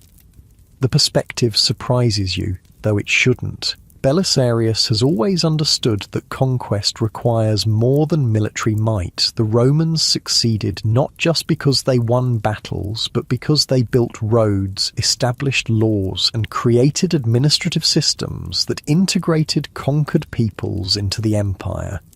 Your conversation continues, touching on military strategy, legal principles, and the complex politics of the imperial court. Belisarius reveals that he has already discussed preliminary plans with Justinian, who is receptive but cautious, aware of the resources such an ambitious campaign would require. As your meeting concludes, Belisarius pauses at the door. "There's one more thing you should know. The Empress is particularly supportive of the reconquest plans." This information is significant. Theodora, Justinian's wife, wields considerable influence despite, or perhaps because of, her unconventional background. Born to a bearkeeper at the Hippodrome and formerly an actress, a profession then associated with moral laxity, she rose to become perhaps the most powerful woman in the empire's history. Her intelligence and determination match her legendary beauty, and Justinian relies heavily on her counsel. That may prove decisive, you acknowledge. The emperor rarely acts against her judgment. After Belisarius departs, you return to your study, your mind now occupied with larger concerns than the morning's legal manuscripts. The possibility of reconquest raises profound questions about the nature and future of the empire you serve. Is it still truly Roman, despite its increasingly Greek character? Would reclaiming the Western territories strengthen this Roman identity, or simply stretch resources too thin? And what would reconnection with the Latin West mean for the Hellenic culture that has flourished in the East? These questions accompany you through the rest of your day's duties, reviewing legal translations, attending a meeting of Justinian's advisory council, and supervising scribes copying finalized sections of the legal codex. By evening, you're mentally exhausted, but still restless with the implications of Belisarius's visit. Rather than retiring directly to your quarters, you decide to walk along the palace portico that overlooks the city. The evening air is pleasant, carrying the mingled scents of the sea, cooking fires and distant gardens. Below, Constantinople transitions from day to night. Lamps being lit in wealthier homes, the streets gradually emptying as curfew approaches, the calls of street vendors replaced by the occasional shout of night watchmen. From this vantage point, you can see the hippodrome where tomorrow's races will inflame the passions of blues and greens, the great public square where imperial proclamations are read, and the domed silhouette of Hagia Sophia, the Church of Holy Wisdom. Justinian's magnificent architectural achievement still under construction after the previous church was destroyed in earlier riots. The city before you is a physical manifestation of the empire's complex identity, Roman in its legal and administrative structures, Greek in its language and cultural expressions, Christian in its faith and increasingly in its art and architecture. Streets laid out on Roman plans lead to forums adorned with Greek statuary and churches decorated with distinctly Byzantine iconography. As darkness falls completely, the city becomes a constellation of lights below the star-filled sky. You find yourself reflecting on the long journey that brought Greece and Rome to this moment, from conquest to coexistence to synthesis. When Roman legions first defeated the Macedonian phalanx at Cynocephalae in 197 BC, who could have imagined that Greek culture would so thoroughly permeate Roman society? When Augustus defeated Antony and Cleopatra at Actium in 31 BC, consolidating Roman control over the Hellenistic East, who would have predicted that Greek would one day become the predominant language of the surviving Roman Empire? History takes unexpected turns, you muse. Rome conquered Greece militarily, but Greece conquered Rome culturally. The Romans who came as conquerors became the preservers and transmitters of Greek learning. The Greek subjects who lost political independence gained an empire-wide audience for their philosophy, literature, art, and eventually their language. And now this Greco-Roman synthesis faces new challenges and opportunities. The Western territories have been lost, but perhaps not permanently. The old pagan religions have given way to Christianity, but classical learning continues under Christian patronage. The Latin language has receded in the East, but Roman law and administrative systems remain foundational. Lost in these thoughts, you barely notice the servant who respectfully approaches to remind you of the late hour. You nod acknowledgement and turn toward your quarters, your mind still tracing the intricate patterns of cultural evolution that have shaped your world. Your sleeping chamber is comfortable but not ostentatious, reflecting your status as a high-ranking imperial advisor without the extravagance that might seem unseemly for a man of learning. A large bed with a feather mattress and silk coverings occupies one wall. Shelves hold your personal collection of books, codices rather than scrolls, the newer format that has largely replaced the ancient way of preserving texts. An icon of Christ Pantocrator, Christ the All-Ruler, watches over the room from the eastern wall, while a small bust of Aristotle on a pedestal represents your continued connection to the classical tradition. Your body servant has prepared the room for night, fresh water in the basin, a lamp burning low, the bed turned down invitingly. You dismiss him with a word of thanks, preferring solitude for your evening prayers and reflection.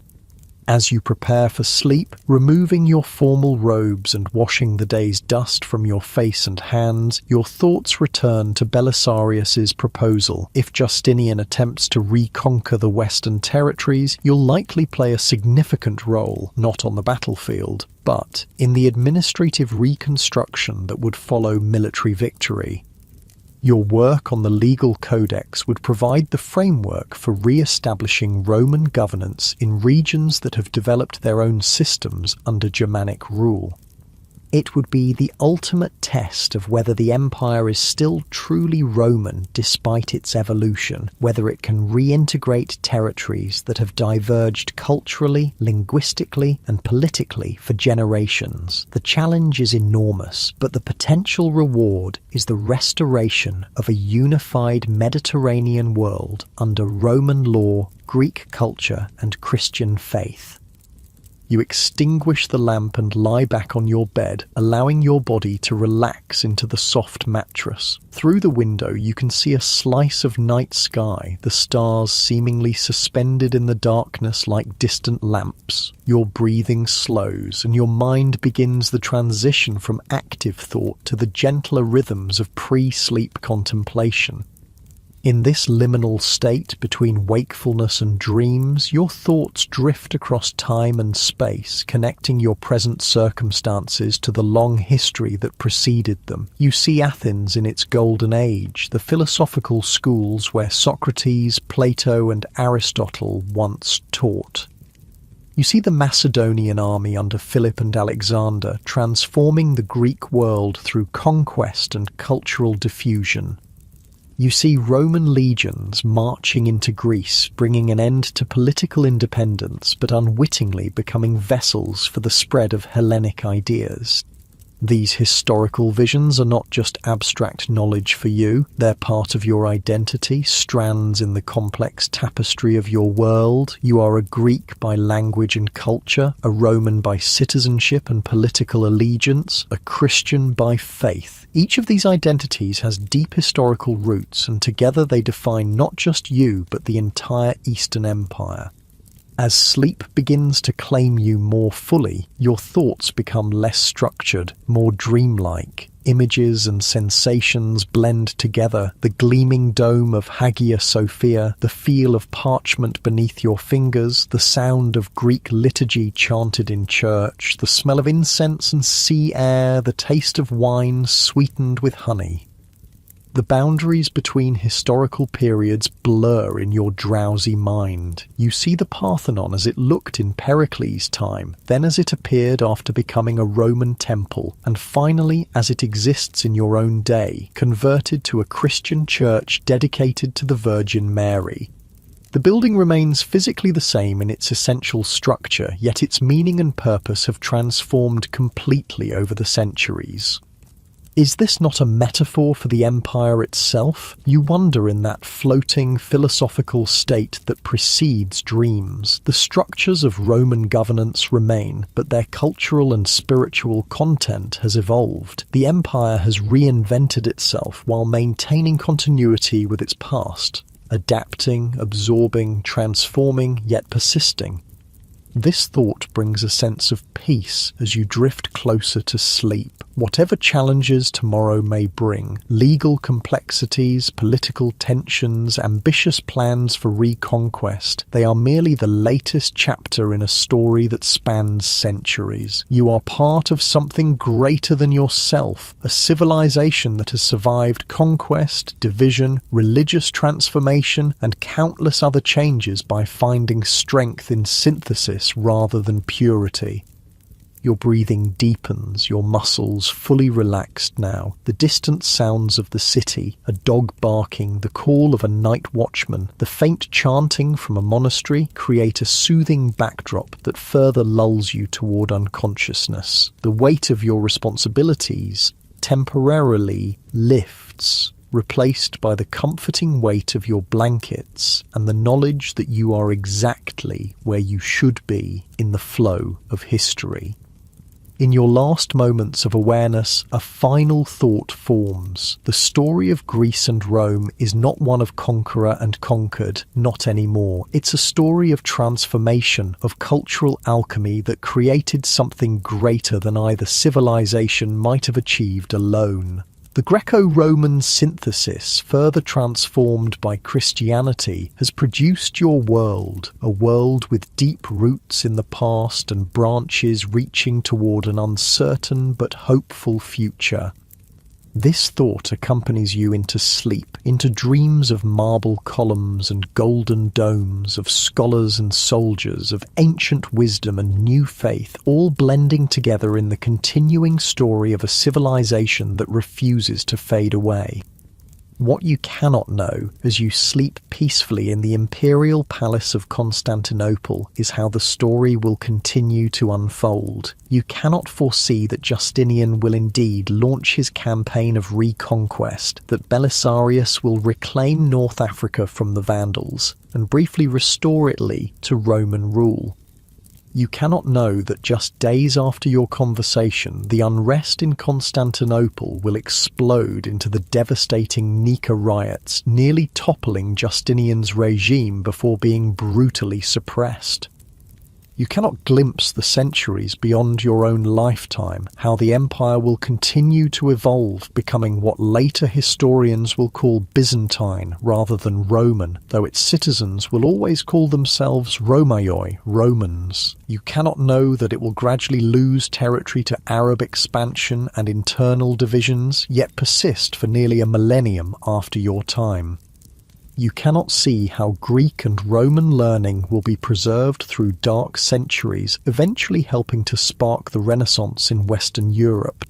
All of this lies in the future, beyond your dreams, but perhaps some intuition of this continuing story, this endurance beyond conquest and transformation, contributes to your peaceful sleep. For tonight, at least, you rest in the certainty that Greece and Rome have found a way to endure together, their destinies intertwined like threads in the imperial purple that symbolizes the power you serve.